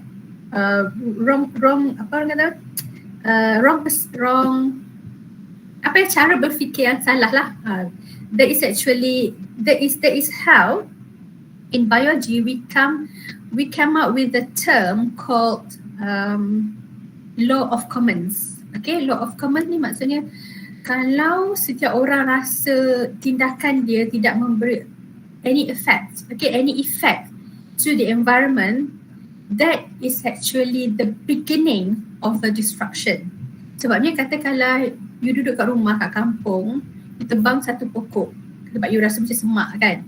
Okay, then you rasa okay, tak ada apa pun. Okay, this is actually your action here is actually very minimal. It won't affect a thing. And then if the same types of thinking are also being transferred, or also the same kind of thinking. Kenapa? Second section ni saya dah macam tak berapa nak ni dah. Sorry ya student, saya tak tahu kenapa. Kenyang kot saya makan tadi. Alright, okay, never mind. Let's say you have the same kind of thinking and your neighbor or your friends or people within that village are having the same types of thinking. Kalau seorang tebang satu pokok in a village where you have 300 residents, 300 villagers, then 300 trees will be cut down without anybody feeling a bit guilty. Okay, not even a bit guilty. They might think like, that's fine. Okay, satu je pun tak akan berubah apa-apa. That is actually wrong. Okay, this is how we would like to cultivate the nature. We would like to nurture and cultivate the feel. Orang kata macam the feel towards the forest, towards the diversity in you students, because you are the one who can change what we have at the moment. Balik kampung nanti, jumpa mak ayah ke yang duduk kat bandar ke, when you come across an area which is being disturbed, you can do something even though it is just a small step. Contoh, kalau dekat kampus ni saya cakap kat student, kalau you duduk college, kan you tak boleh tanam pokok, you tanamlah apa-apa dalam pasu dulu, benda yang simple-simple. And then kawan you tengok, cantik lah pokok ni, dia tanam juga. And then after a while, you can see mungkin satu floor tu dah ada dalam 10 pokok bunga ke, ikutlah pokok apa-apa, herbs ke apa ke. Okay, even though it's not that much, but actually it helps. Not in terms of conserving biodiversity, tapi it helps to yang kita kata aesthetic. Okay, it helps for you to feel a lot calmer. Okay, it helps to keep your mind busy. Daripada duduk menor main phone je, it helps you to do something more meaningful. Alright, so this is actually, when we are talking about the importance of biodiversity, it is actually the way of thinking. Okay, way of thinking is very important. Alright, coming to the topic back again. Okay, the importance of biodiversity. It is also important for tourism industry.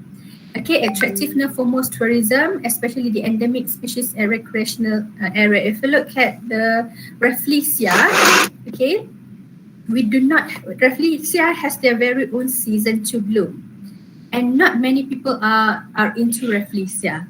However, for those who know the uniqueness of Rafflesia, the ecological function of Rafflesia, they will find a way to go and see Rafflesia using their very own eyes. Tengok sendiri, macam really appreciate Rafflesia, taking a picture with Rafflesia, smell the pungent odor released by the Rafflesia. Walaupun bau dia macam bau not appealing kan, bau macam bau bangkai tu, tapi for those who are appreciative of Rafflesia, they will feel like that is a moment for them to remember. Okay, and then they will convey the same information, that information about Rafflesia within their circle. Bagi tahu pada kawan-kawan, ahli keluarga.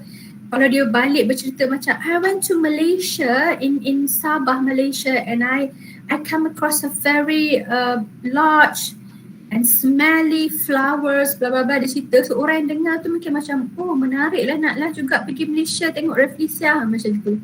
So that will help. Okay, when it comes to biotechnology, modified crops and developed medicine using genes of native and endemic species is the in thing. Okay, currently the in thing. And also, last but not least, we have indigenous knowledge. Okay, indigenous people highly depend on biodiversity. They have used sustainable environmental practice while interacting with it or when assessing it. What it meant by this word is that if you look at indigenous people, orang-orang asal ni, okay, even though they do not learn about sustainable development, they do not learn about biodiversity, they do not have a chance to orang kata as simple as going to school. Okay, ada yang sekarang ni dah ramai yang pergi to school, but there are some of them who are being deprived of all of this basic education. Bukan sebab orang yang tak bagi, tapi probably due to the location, due to lots of other limitation, they do not have the chance to go and learn about this. However, without formal education, they do know how to look after the nature around them, surround them. This why? Because they know how important the natures are for them. Because macam ni lah, the nature are the source of food for them, source of medicine for them. Okay, the nature is also where they live. Kan, sebab dia duduk tu walaupun dekat remote area, they have specific preference, okay, on where they are going to build their perkampungan tu lah, okay, their own population, dia duduk kat situ je. Alright, and then when we talk about the indigenous people, sometimes they have more knowledge than us. Okay, kita ada ilmu dari segi inilah scientific knowledge. They also have knowledge, even though it is not scientific, but after time has proven that after some time, the knowledge that they have can be put into evidence scientifically. Okay, kita cuma perlu kaji lah. That's why kalau kita pergi hutan nak kaji pasal sesuatu pokok atau sesuatu atau haiwan atau buah ke apa, we go and find the native people that lives within that area. Okay, kita nak kaji pasal contohnya ada satu buah ni ada dekat kawasan hutan tertentu dan kat situ ada orang asal apa nama dia, orang Senoi contohnya. Kita tanya dia dulu, okay, before we go and carry out our research project. Kita tanya dia, we try to obtain as many knowledge as possible from the indigenous people. Then you try to incorporate knowledge from the indigenous people with the basic knowledge that we have, and then develop that knowledge, okay, into something more meaningful than what we have at the moment. Okay, so that is the importance of biodiversity. And then we have another subtopic, the threats to biodiversity. Okay, student saya nak tanya, can you tell me apa yang you rasa lah okay, who do you think, bukan who lah, when we are talking about threats to biodiversity, sebenarnya organism dalam kingdom apakah yang paling banyak contributing a threat to biodiversity? Which kingdom rasanya?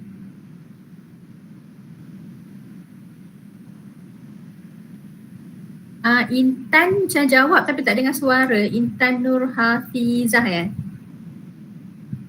Intan nak jawab ke? Rasanya spesies apa yang paling banyak memberi kemusnahan kepada biodiversity? Ada orang boleh jawab? Aina Maisarah? Saya tak kenal tahu yang mana student, yang mana lecturer. Kalau saya terpanggil nama lecturer tu, minta maaf lah ya. Sebab lecturer asasi pun muda-muda, cuma comel macam student je semua. Homo sapiens. Homo sapiens. Why do you think is that so?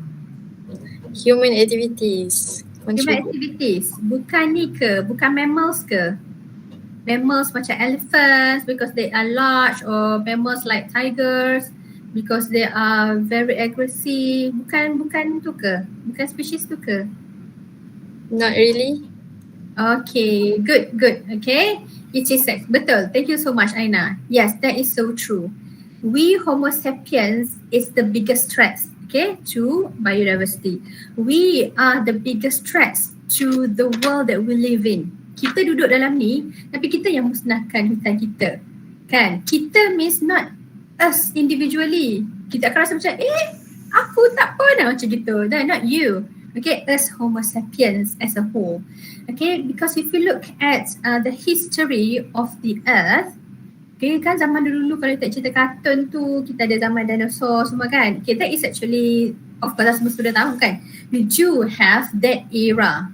Okay, and then masa tu dinosaur tu pun dia dah menyebabkan kemusnahan juga. Okay, because ada spesies yang jenis makan pokok tu, they eat a huge amount of shoots, okay, young shoots, okay, young plants of the forest. Sekali dia makan tu sampai berpuluh-puluh kilo. Okay, beratus kilo pun ada sebab they are large size. Okay, they have a huge body. And then they are dinosaurs yang jenis grazers ni. Dia jenis langgar je semua benda, merosakkan pokok-pokok kat situ. But then, okay, even though that happened, and then kita ada era yang macam Ice Age kan, and then kita ada different types of the world has changed so much, so dah banyak kemusnahan. But then based on scientific evidence, sekarang ni adalah yang paling teruk sekali. But we might think like okay je kan, okay, it looks okay to us, but no, it's not okay compared to the history of how the earth looks like in the beginning. But then again, okay, walaupun kita Homo sapiens is the biggest threat, okay, then again humans adapt, okay. Katakanlah dulu kalau kat Malaysia ni there are lots of forests around us. Kalau dekat kampung-kampung tu jaranglah kita tengok housing estates, okay. Dan sekarang even kampung pun dah banyak taman-taman perumahan. So things has changed so much. However, okay, human adapt. Kalau dulu ada pokok for shading, now we do not have as many trees as we did back then.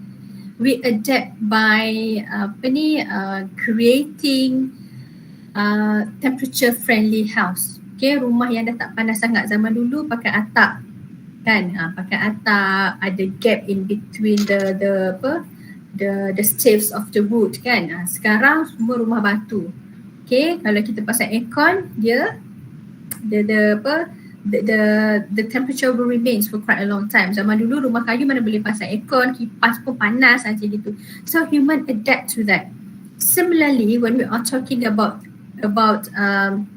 opening new area for development, of course, okay, that area is no longer providing food, no longer providing a source for medicine for human being. But we adapt by keep on having a research to have synthetic medicine. Okay, walaupun sekarang ni banyak kajian using natural products in drugs. However, the work on synthetic drugs are also ongoing and also orang kata macam keep on developing. Okay, so here when we are talking about threats to biodiversity, human activities contribute to declining biodiversity. That is so true. Okay, kalau tengok gambar ni, these are all due to human, not due to any other species. Bukan gajah, bukan tiger, bukan any other animals, but Homo sapiens. Okay, species become endangered and extinct for a variety of factors. Okay, endangered and extinct. If you look at this image here, this is air pollution. Air pollution, they're not so much about orang kata the health of the animal. Okay, but this is actually we are actually talking about the world. Okay, when we have lots of factories, we have lots of new development within the area. Okay, the polluted environment decrease the orang kata apa ya, kita punya immunity. Okay, decrease our immunity, and then that will lead to many other factors. Okay, that's why kalau dekat bandar-bandar tu, if you do not look after yourself, okay, then you will easily become ill. That is due to your immune system become weaker than before. So kena makan supplement, kena look after yourself. Tapi kalau dekat kampung-kampung tu, because the environment is much healthier, okay, health status ni, then compared to big cities. And students saya tak tahu kenapa, but I think saya rasa kejap boleh tak I have a 5 minutes break Dr. Syakirin. Saya rasa macam tak berapa nak ni. Boleh tak Dr. Syakirin? Puan Syakirin, Dr. Syakirin. Puan Syakirin. Sorry sebab saya rasa saya dah I hilang fokus sekejap. Okey, boleh doktor kita. Ya, sorry. Kita rehat sekejap. Okey.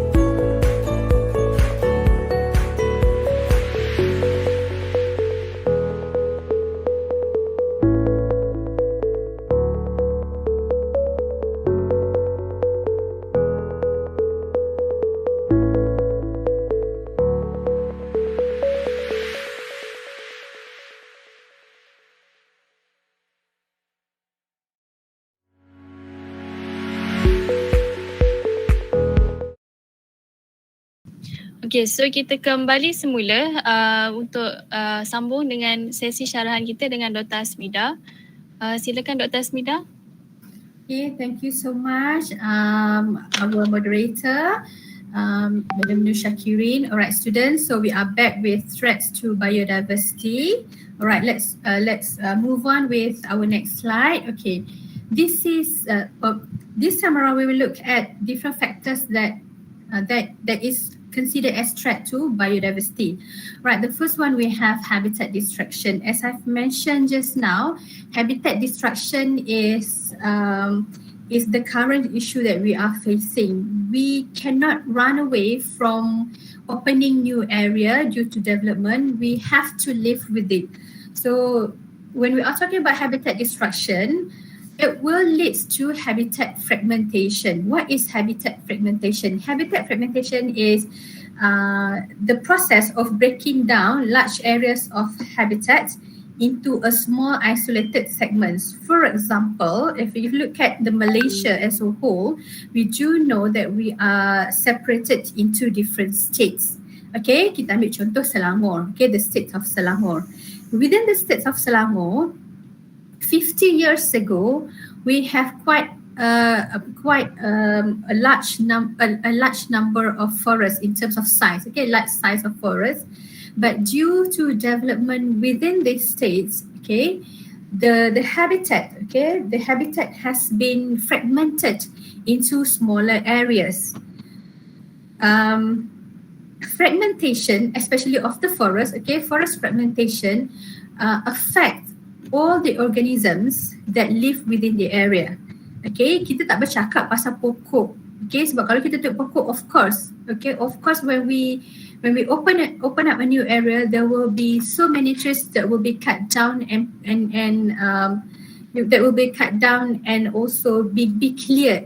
Okay, we would like to look into the animals that inhabit the area.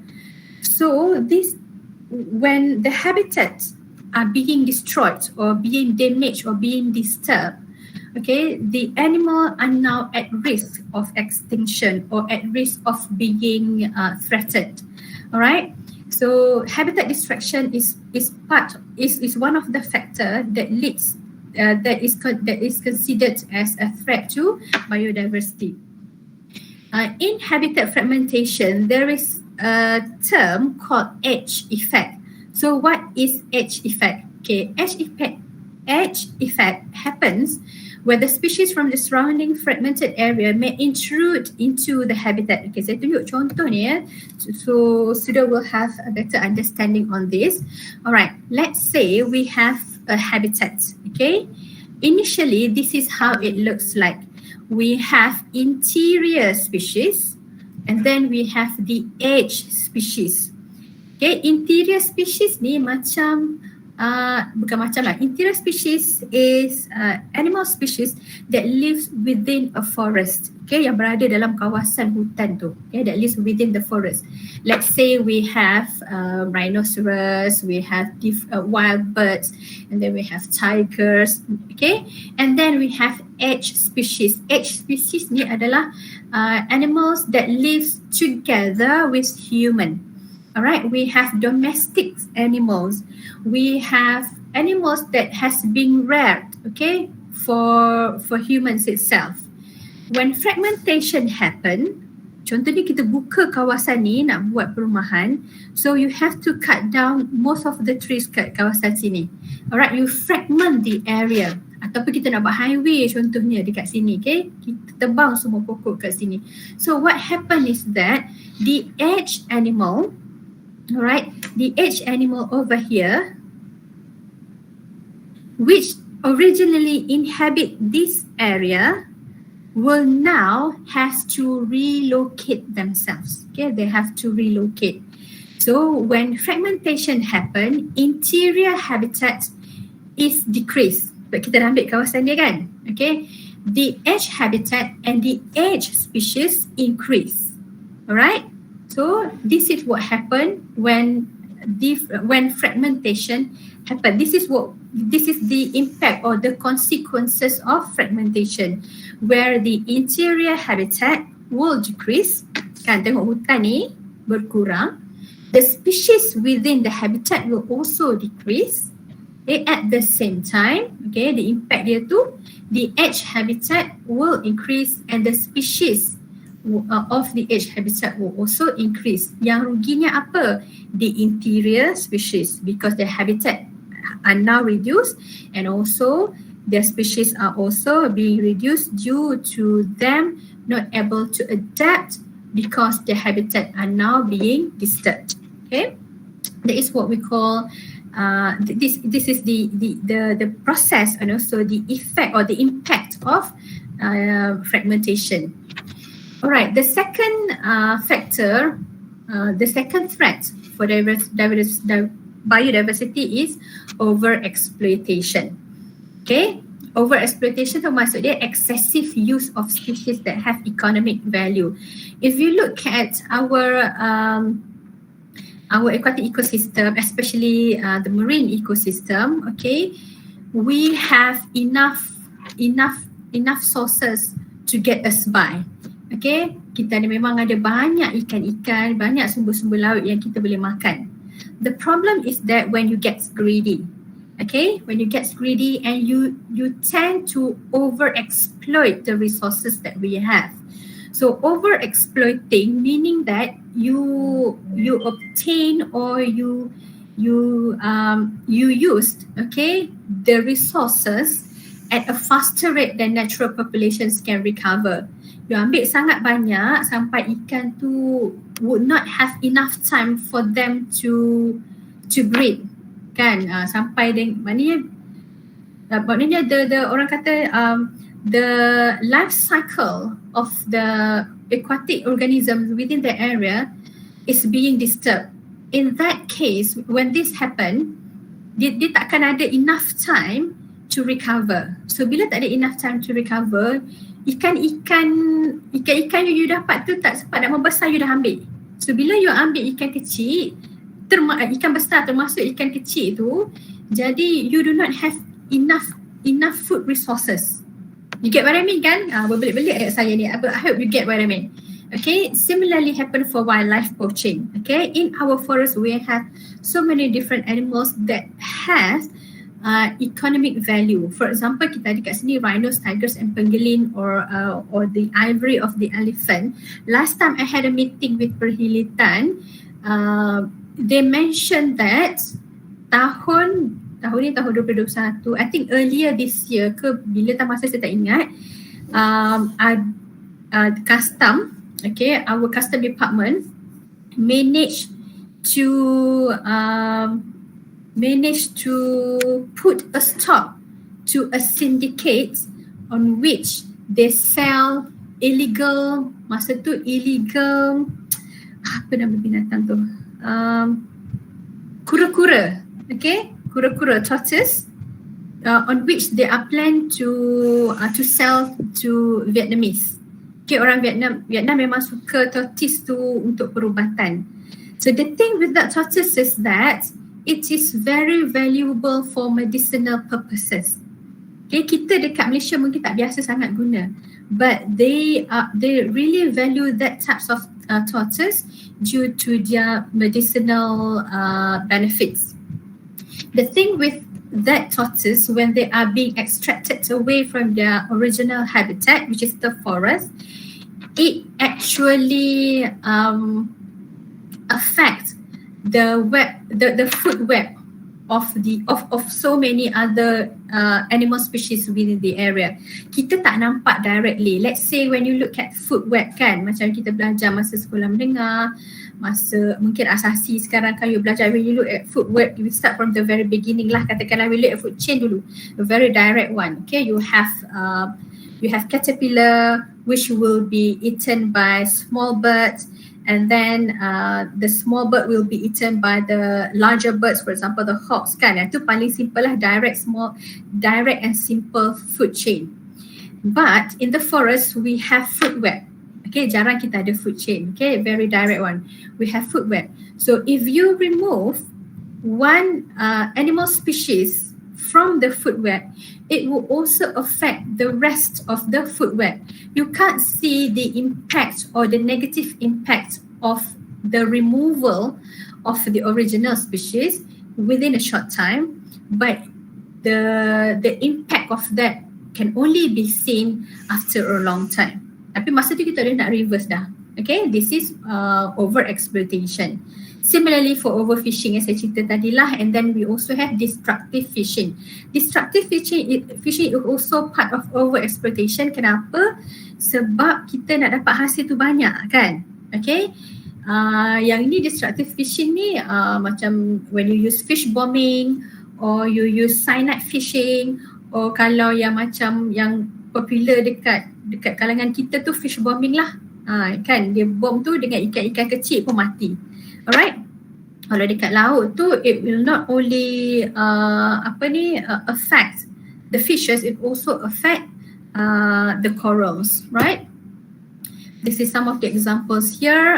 Yang saya tak sebut tadi, this one lah recreational hunting.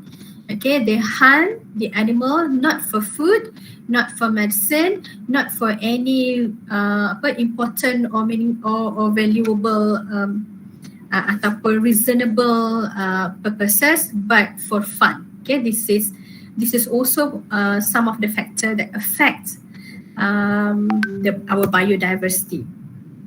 The third one, introduction of new species. Kalau kita tengok introduction of new species ni baguslah kan, kita introduce new species to a new habitat or new area, so that actually should be good kan, but that is not the case. Kenapa? Because non-native species that non-native species that were introduced in an ecosystem initially to control pests or introduced for hunting, for leisure or ornamental reason, later on give negative impact to the ecosystem. Okay, at first, the introduced species are being introduced to a new area with good intention, but then again it gives bad influence or bad impact or negative impact to the habitat itself. Alright, for example, there will be a predation, an interaction called predation between the native species and also the introduced species. Okay, and then there will be a competition for the resources and habitat among the native and non-native species. And then there will also be diseases, that has not been there before, and then you have that disease now due to the introduced species being introduced into the area. Macam kita cakap pasal ni lah illegal immigrants. Similar things happen. Alright, when they are here, they will compete with us. They will compete with the residents, the Malaysian residents, and then some of them yang tak, sebab kita we have our very own immunization program kan, kita vaksin daripada kecil. You have that table that specific time for you to go for a vaccination.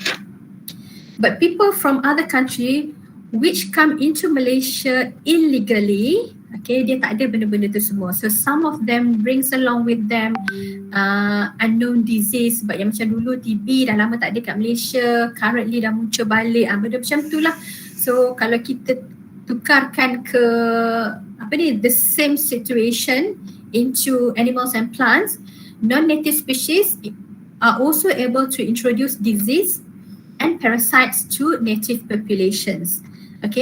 And usually the introduced species are much more robust compared to the native species. Kalau kita tengok macam pokok akasia kan, tahu kan pokok akasia kan? Pokok akasia is not native to Malaysia. However, they are all over. Kalau you keluar dekat tepi-tepi jalan tu memang akasia. Kalau pergi dekat sekitar-sekitar kampung pun ada banyak pokok pokok akasia. Pergi area semak-semak tu kan, shrubs semua tu pun banyak pokok akasia. In fact dekat UiTM ni pun sangat banyak pokok akasia, almost everywhere, because they are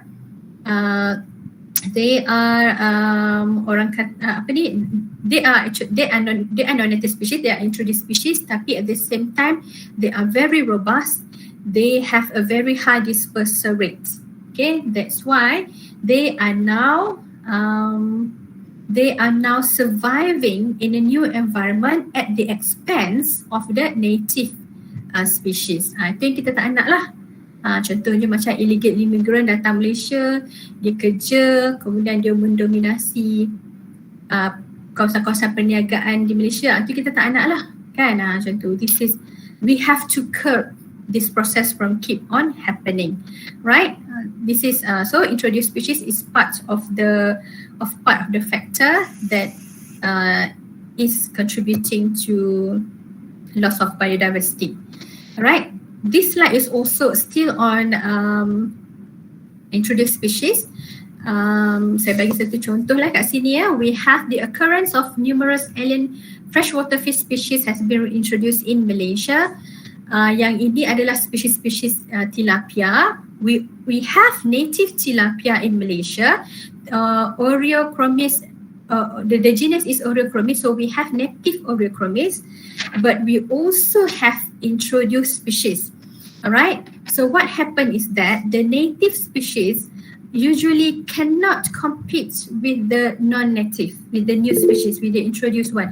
Selalunya the introduced species are being introduced into a new habitat because they are known to have a robust mechanism. Sama juga macam kita ada honeybee kan. Ada satu contoh tu, African honeybee being introduced to, saya tak ingat kat mana tempat tu, I think somewhere in the USA. African honeybee being introduced in one of the states in America to improve the honey production in the states.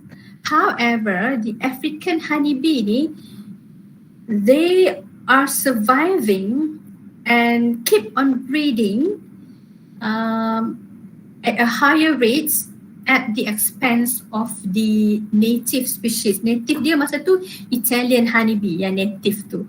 So after some time, there is a significant reduced number of the native honeybee. So what happened is that yang African honeybee ni is very aggressive. Ada yang terlepas keluar daripada kawasan yang dah dia plan tu kan. It goes and attack local people. Dan dia sangat agresif dan dia membiak sangat banyak. So that creates havoc within the area. And then the government at that area lancarkan satu kempen lah untuk memusnahkan African honeybee, which is the introduced species. Okay, similarly for the case yang tilapia ni lah. Okay, dia makan haiwan-haiwan lain. Okay, dia makan haiwan yang asal tu. Right. So this is also a threat for biodiversity. The next one we have pollution. I won't go into details for this one. Saya tahu student semua tahu kan. Saya sikit-sikit lah. Okay, for example, we have acid waste that is seeping from mines. Okay, so acid waste that seeping from mine tu dia masuk ke dalam sumber air bawah tanah. Okay, underwater resources. And then we have greenhouse effect and climate change. I'm sure that most of you would agree with me that the world's getting hotter. Okay, the temperature is rising. The temperature gets you get you get more uncomfortable compared to a few years back. Okay, this is due to greenhouse effect. Okay, all of these are orang kata macam tak dapat dielak lah. Okay, tak dapat dielak when you are bringing your country from developed country, from underdeveloped country to developing country and then to developed country. Okay, tak boleh nak lari. But what we can do is we have to find a way to mitigate the process, or we have to find a way to lessen the impact of our wrongdoings. Okay, wrongdoings ni, pollution tu macam kalau kita dah buka kilang, kita susah nak elak daripada kilang tu secreting gases, atmospheric gases that will affect the nature. But what we can do is kita boleh cipta filter yang boleh tapis kan komponen-komponen tertentu, and then we have to look into penguatkuasaan lah, okay, pegawai-pegawai that calm and control, okay, the release of atmospheric gases from the factory, or the release of secretion of liquids which contains pollutants from the factory to the water. Macam kalau you lalu nilai tu kan ada kilang tekstil kan, so that is important, okay, textile industry is important, but then again you have to have a control over it. Kita tak nak lah kita dapat ekonomi kita berkembang tapi at the same time sumber air kita tercemar, tak ada air nak minum, macam itulah. Okay, so you can have your development, but at the same time you can have your nature with you, so you have to be in between, right? Alright, so implication of the threat to biodiversity, okay, deforestation and draining of marshland can decrease the soil fertility, increase risk of flooding, contaminate water supplies, and also loss of genetic diversity. Alright, so yang itu deforestation on marshland, okay, deforestation and draining of marshland. Sebab bila dia dah dry up, okay, it will decrease the fertility of the soil. Alright, it will increase the risk of flooding. Why? Because the area, the marshland area, can no longer absorb, okay, high volume of water when there is heavy downpour. Okay, and it will of course it will contaminate the water supplies due to this process as well. Alright, kalau deforestation tu kita dah cerita tadi, okay, increase global temperature, increase global temperature because of less evaporative cooling from the trees, rainfall may decline and droughts may become common.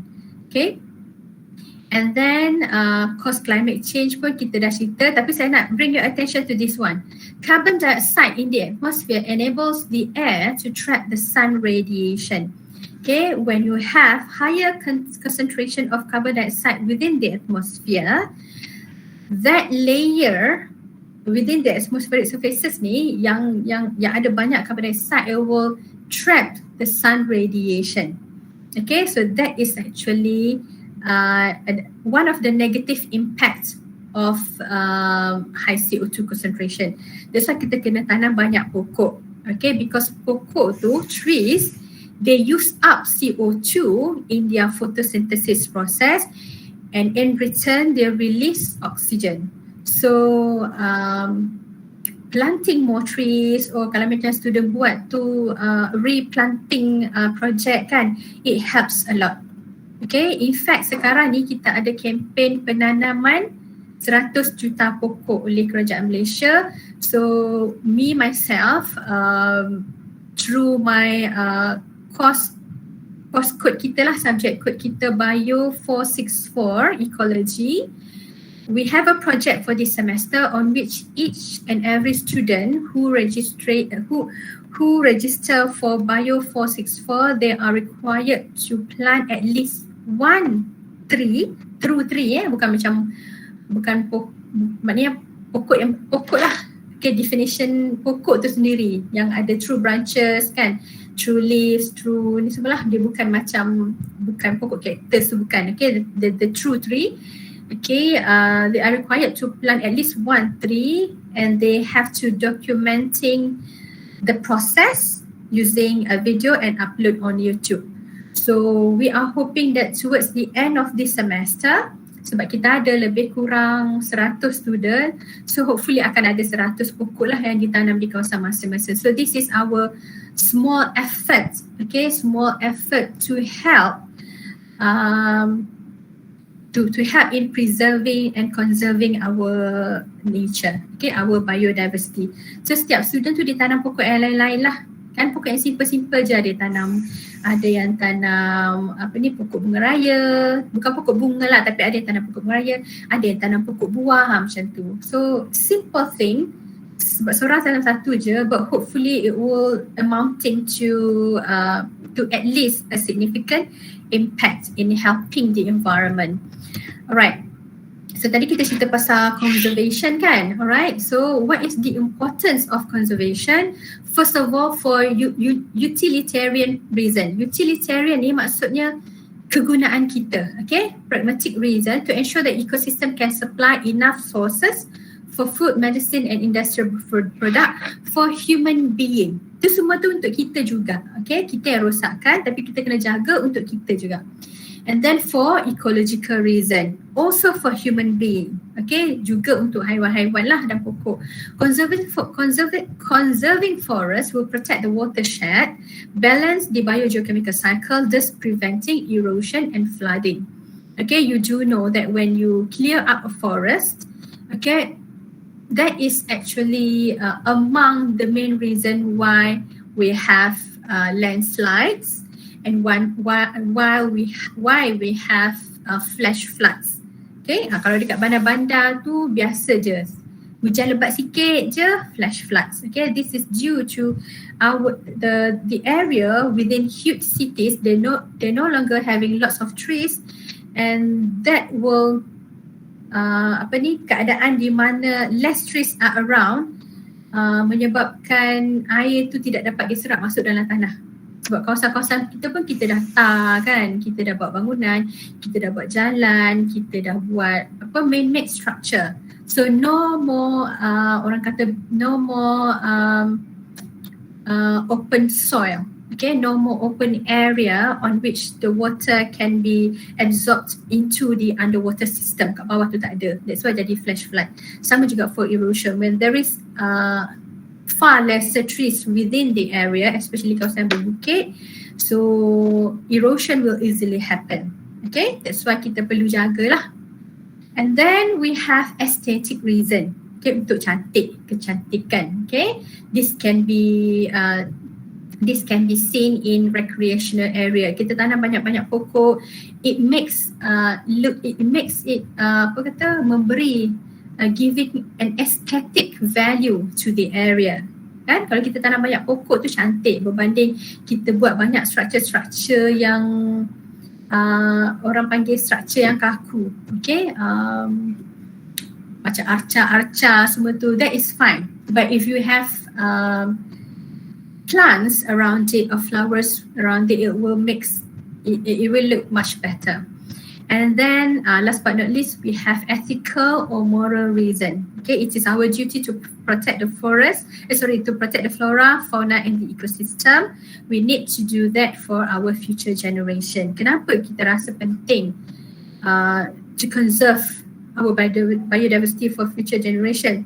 I can see it now. Dulu masa saya muda-muda, masa saya sekolah-sekolah, I can't really see the reason why I have to conserve and preserve our biodiversity.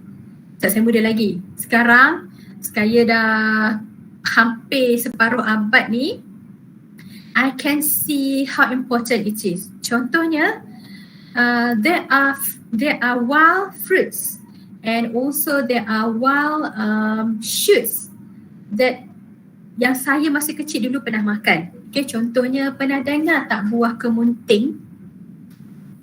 Ada siapa pernah dengar tak buah kemunting?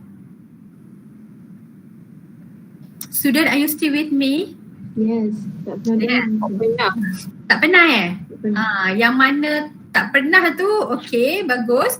Yang pernah tu pun sangat bagus sebabnya yang pernah tu, pernah tengok ke pernah makan? Dua-dua tak pernah. Dua-dua. Yang tak pernah dengar tu bagus sebab apa? Because I will show you what you have missed. Okay, tapi yang miss tu pun kita masih lagi boleh selamatkan.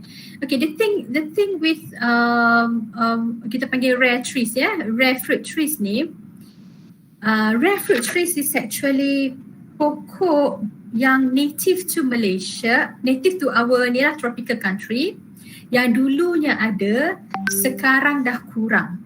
Bukan tak ada, kurang. Kalau saya tak payah tanya orang lain, saya tanya anak saya je. Okay, I have a 16-year-old daughter, saya ada 3. Okay, the eldest one is 16-year-old. She has never heard of buah kemunting.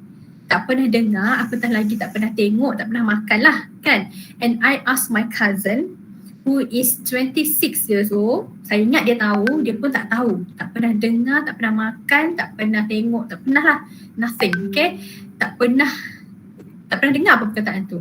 So I was quite taken aback because I thought it's common. Saya ingat buah kemunting is common and everybody knows, kan?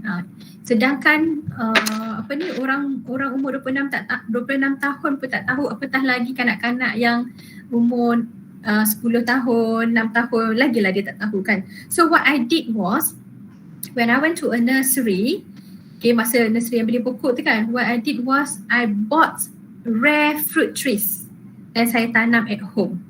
Why am I doing that? Because I do not want my child to miss out on that. Sebab masa saya kecil, I have fun going through the shrubs. Kan kita nak pergi jalan-jalan kampung tu, lalu-lalu dekat semak-semak tu, jumpa pokok kemunting, kutik-kutik makan. Rupa dia macam berry. Like dia kumpulan berry lah sebenarnya. So I do not want my child to miss out on that. So saya tanam dalam pasu kat rumah and saya tanam kat depan pagar rumah saya. And pokok dia memang cantik. For those who have not seen, sebab saya share tab ni kan, saya google sekejap, I'll show you pokok kemunting. Khusus kepada orang yang tak pernah tengok ya. Kemunting. Ni buah dia. Cantik kan? Okay. So these types of fruits, this is actually a rare fruit and dia memang orang panggil berry Malaysia lah ya. Dia rasa dia manis, masam-masam manis. So pada orang yang tak pernah makan, macam contohnya macam anak saya tu, saya rasa macam sayangnya you are missing this. Ni baru satu pokok tau. Ada lagi pokok-pokok lain. So macam kalau contohnya macam pokok yang bukan commercial, let's say now it is quite common for you to have buah langsat contohnya. Buah langsat, buah duku, kayu, at least kau tak pernah makan pun pernah dengar, so biasa. Tapi let's say in 50 years to come, bila kita tanya anak-anak zaman tu, buah duku, buah langsat, tak pernah dengar pun, macam gitu. So they are missing on that. So this is how saya rasa macam I need to do something. Okay, I need to conserve, I need to preserve what we have back then. I need to do it now so that the next generation can have the same fun, can have can have fun lah, eating that fruit or learning about the fruit. In fact, saya bawa anak saya paksa dia makan pucuk asam gelugur. Saya tanam dia kat rumah juga. Saya suruh dia makan, dia kata, "Mama, you're eating leaves." Dia kata, "No, it's not leaves, it's a shoot of saya sebutlah Garcinia atroviridis." Okay, so budak-budak tak pernah makan pokok asam gelugur tu, dia rasa macam excited to learn that you can consume that type of shoots. And dia rasa dia masam. Saya kata rasa macam lemon. Sebelum dia tak adalah macam lemon tapi masam gitu kan. So we relate all of those things, all the things that we have within us with the knowledge that we have. Okay, so benda macam itulah saya rasa we need to conserve what we have at the moment for our future generation. Alright, so we'll carry on with the next part of our lecture, conservation of biodiversity. Okay, macam mana kita nak conserve biodiversity? We have two methods in conserving biodiversity. We have in situ and also ex situ. Senang je nak bezakan in situ and ex situ. In is macam inside, within. Ex situ is external, okay? Di luar daripada kawasan, okay? So the definition for in situ conservation is conservation activities where the species naturally occur in the wild. Okay, ex situ is removing the species from its natural habitat. Okay, in situ ni macam kita gazette taman negara atau kita gazette kawasan-kawasan tertentu sebagai kawasan pemeliharaan haiwan tu.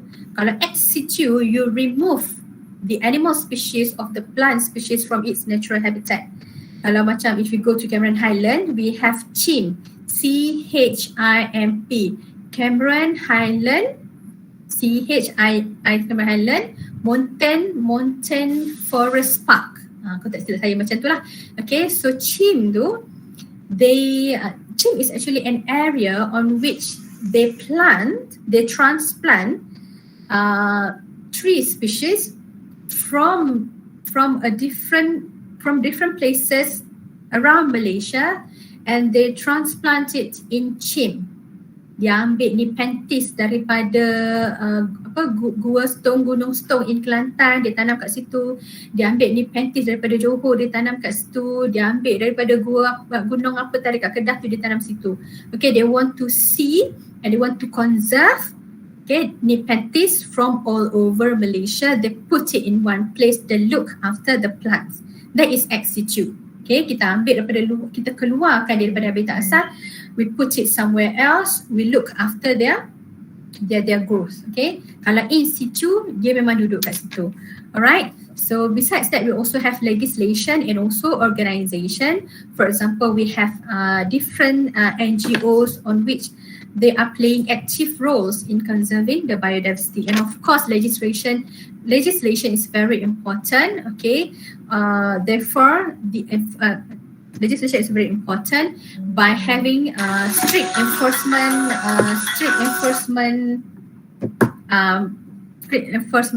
process.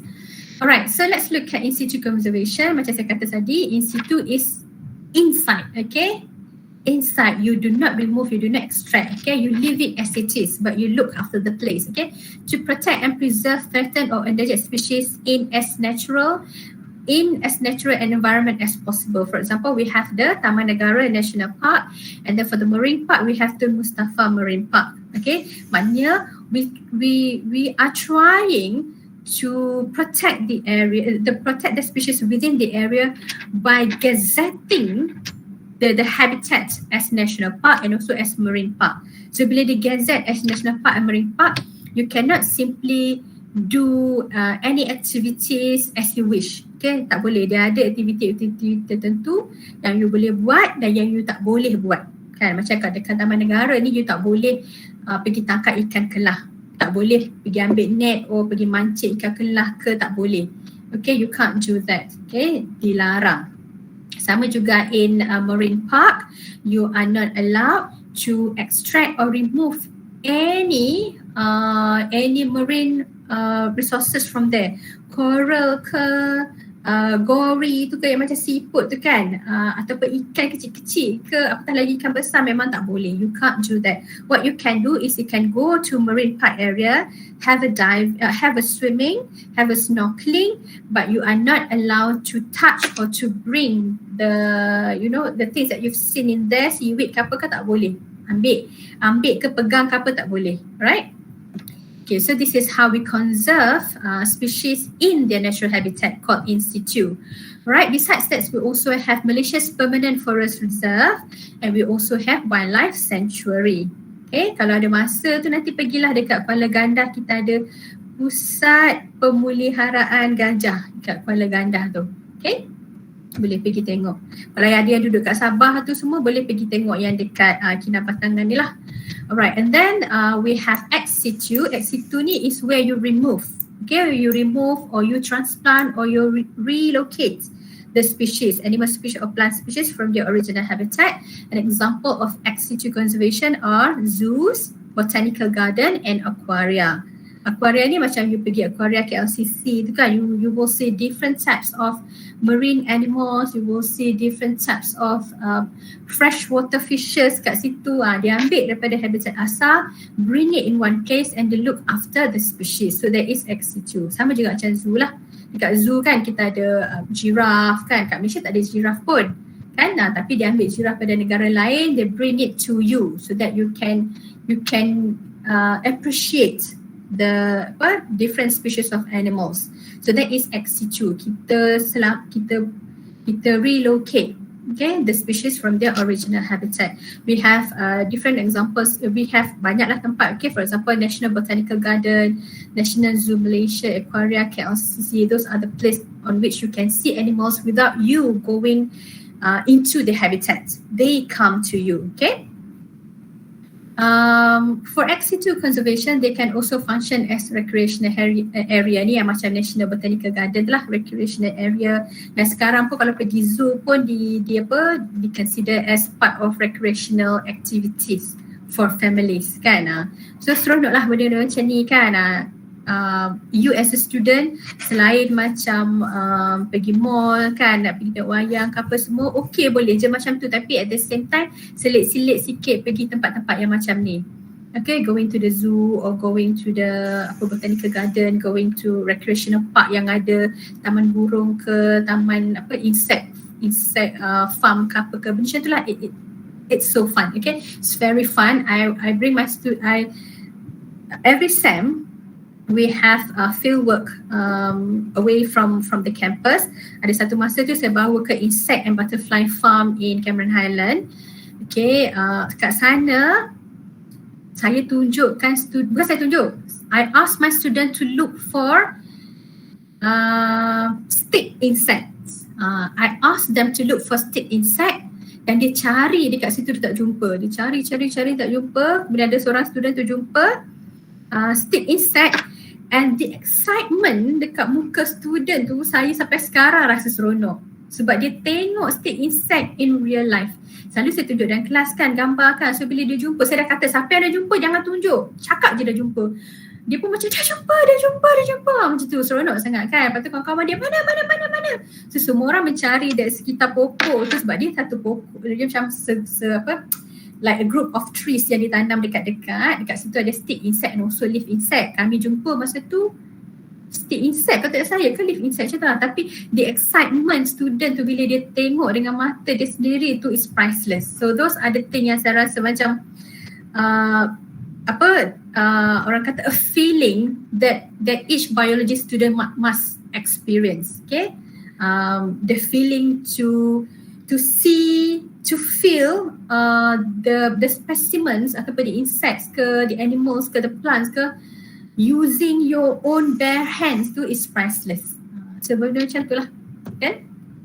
So this is ex-situ conservation. And then for ex-situ juga kita ada other methods such as seed banks, okay, gene banks, tissue bank, long-term captive breeding and also cryopreservation of gametes. Yang ni dah yang agak-agak barulah. Cryopreservation, gene bank tu dah agak barulah. Tapi baru pun bukan dalam masa 10 tahun yang ni, dah ke belakang lagi. Okay, tapi fairly new method compared to yang macam kita ada zoo semua tu lah.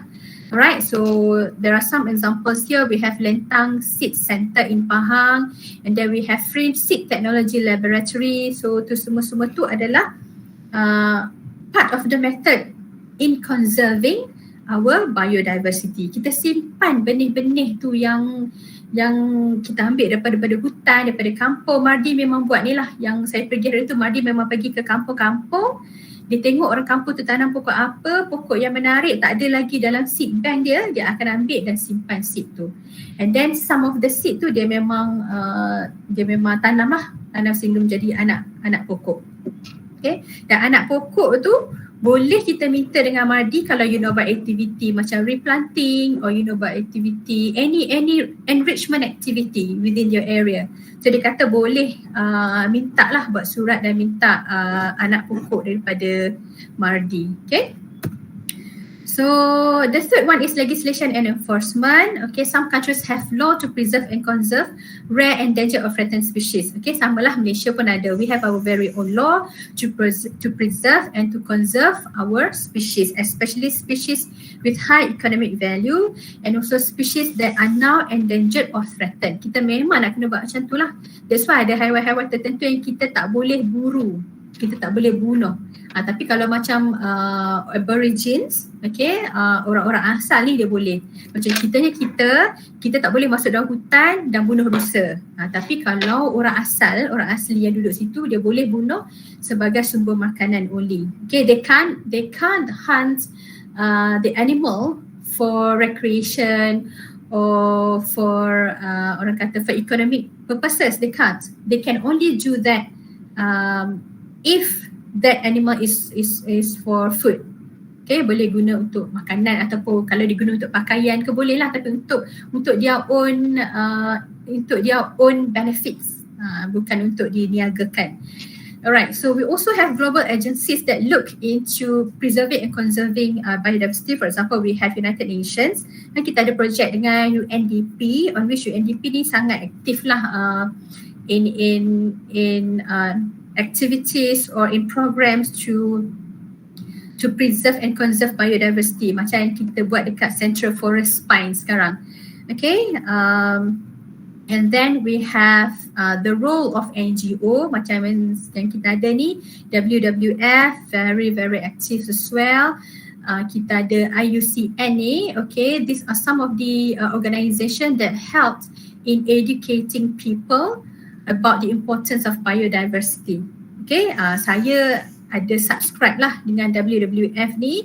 So ramailah lecturer kat sini sebenarnya subscribe to WWF ni sebab kita setiap bulan kita sedekahkan sikit lah, a small amount of money to help WWF to fund their activities. Aktiviti dia banyak. Kadang dia pergi ke sekolah-sekolah, giving, handing out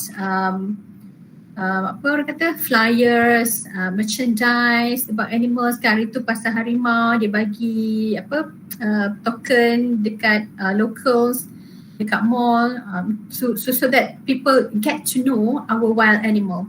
Okay, kadang-kadang dia fund other activities jugalah, dia bawa orang pergi hutan buat activity this and that. So those are the thing yang actually helping people to so that they tend to be more appreciative of our wild animals. Kalau tidak kita akan rasa macam alah, wild animals tak apa je, tak ada benda kita kan. Tapi no, we want, kalau boleh lah, all people to feel and to have the same feeling that we have, on which our biodiversity has to be conserved. Cuma kita je tak perasan kan, macam kalau macam wild boar tu babi hutan lah, babi liar dalam hutan tu, bagi kita tak apalah, nak bunuh je lah kan, macam gitu. Tapi sebenarnya they are very important.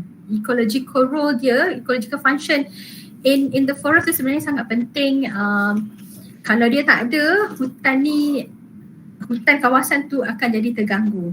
Okay, because wild boar ni, it helps in sebab dia pun ada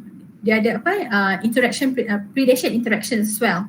Okay, dia bersihkan hutan, kemudian dia juga menjadi sumber makanan for any other larger animals. So if you think that removing or reducing the number of wild boar is okay, that is actually wrong lah. Sebab setiap haiwan tu dia ada fungsi dia masing-masing.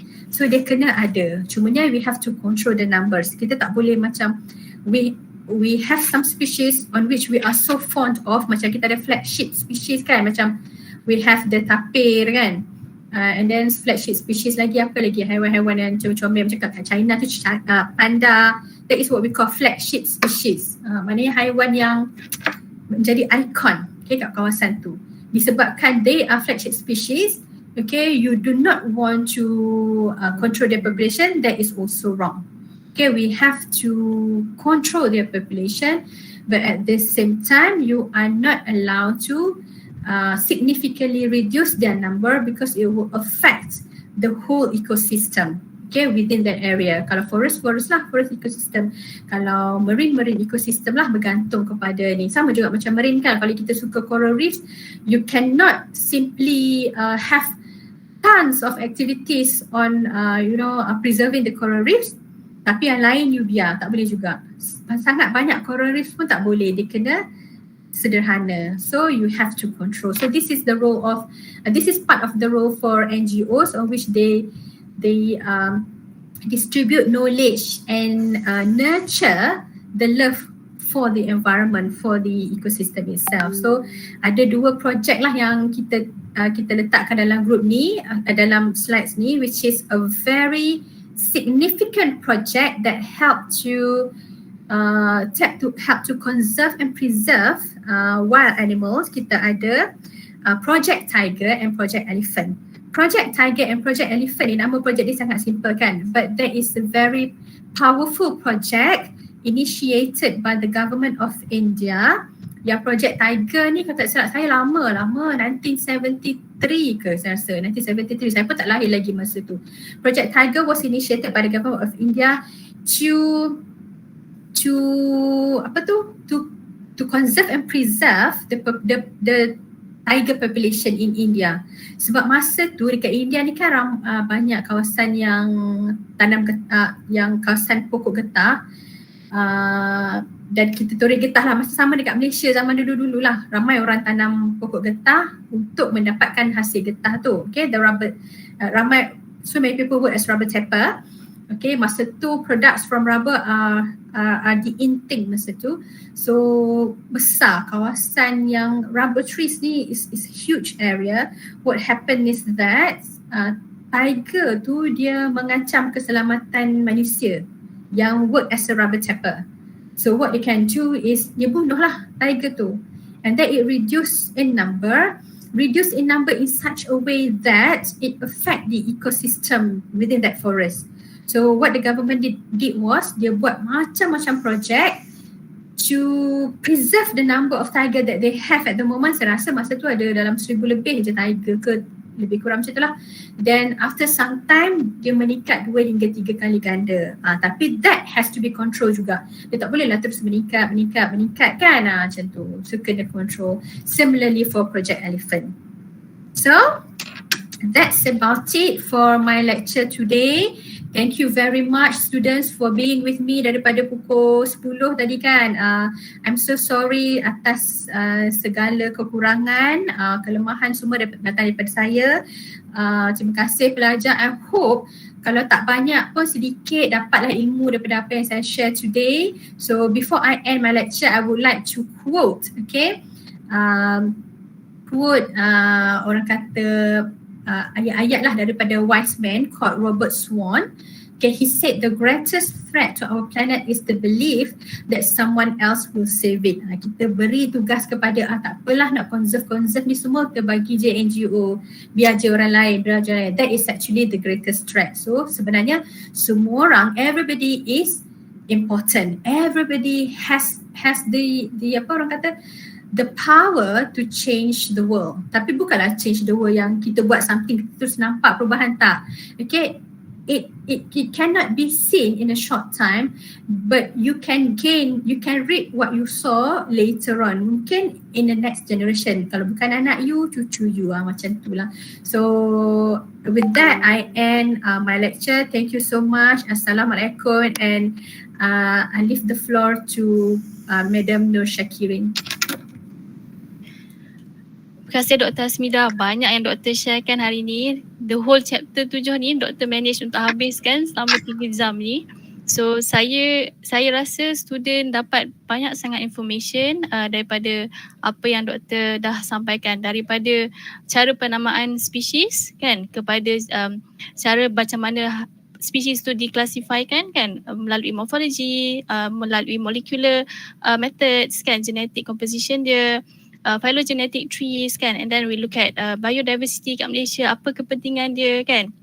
So sebenarnya topik biodiversity ni adalah sangat menarik lah kan. So selalunya kalau pada student asasi ni dia lebih kepada okay, nanti lepas degree nak sambung medik, nanti lepas degree nak sambung farmasi kan. Jarang student nak pergi ke arah biodiversity ni. So kalau macam after lecture ni student lebih terbuka kan terhadap kepentingan biodiversity ni, nanti maybe semester depan kan bila buka permohonan nak sambung degree nanti bolehlah look under Schools of Biology dekat UiTM, sebab dia ada offer khusus macam biodiversity management. So pada saya dia menarik lah kalau you all berminat terhadap nature kan. Kalau macam khusus sains yang lain lebih pada you all buat lab semua kan. So tapi kalau you all lebih minat pada nature, boleh minta khusus-khusus macam ni masa degree nanti. Dia menarik dan adventurous lah. Okay, so itu sahaja. So saya harap you all dapat banyak manfaat pada lecture yang telah diberikan oleh Dr. Asmida. So pada yang ada dalam Google Link ni boleh isi attendance dekat dalam chat box. Dan pada student yang tengok dekat YouTube nanti akan dipaparkan QR code lah untuk kehadiran. Okay. So with that saya akhiri dengan Assalamualaikum. Okay.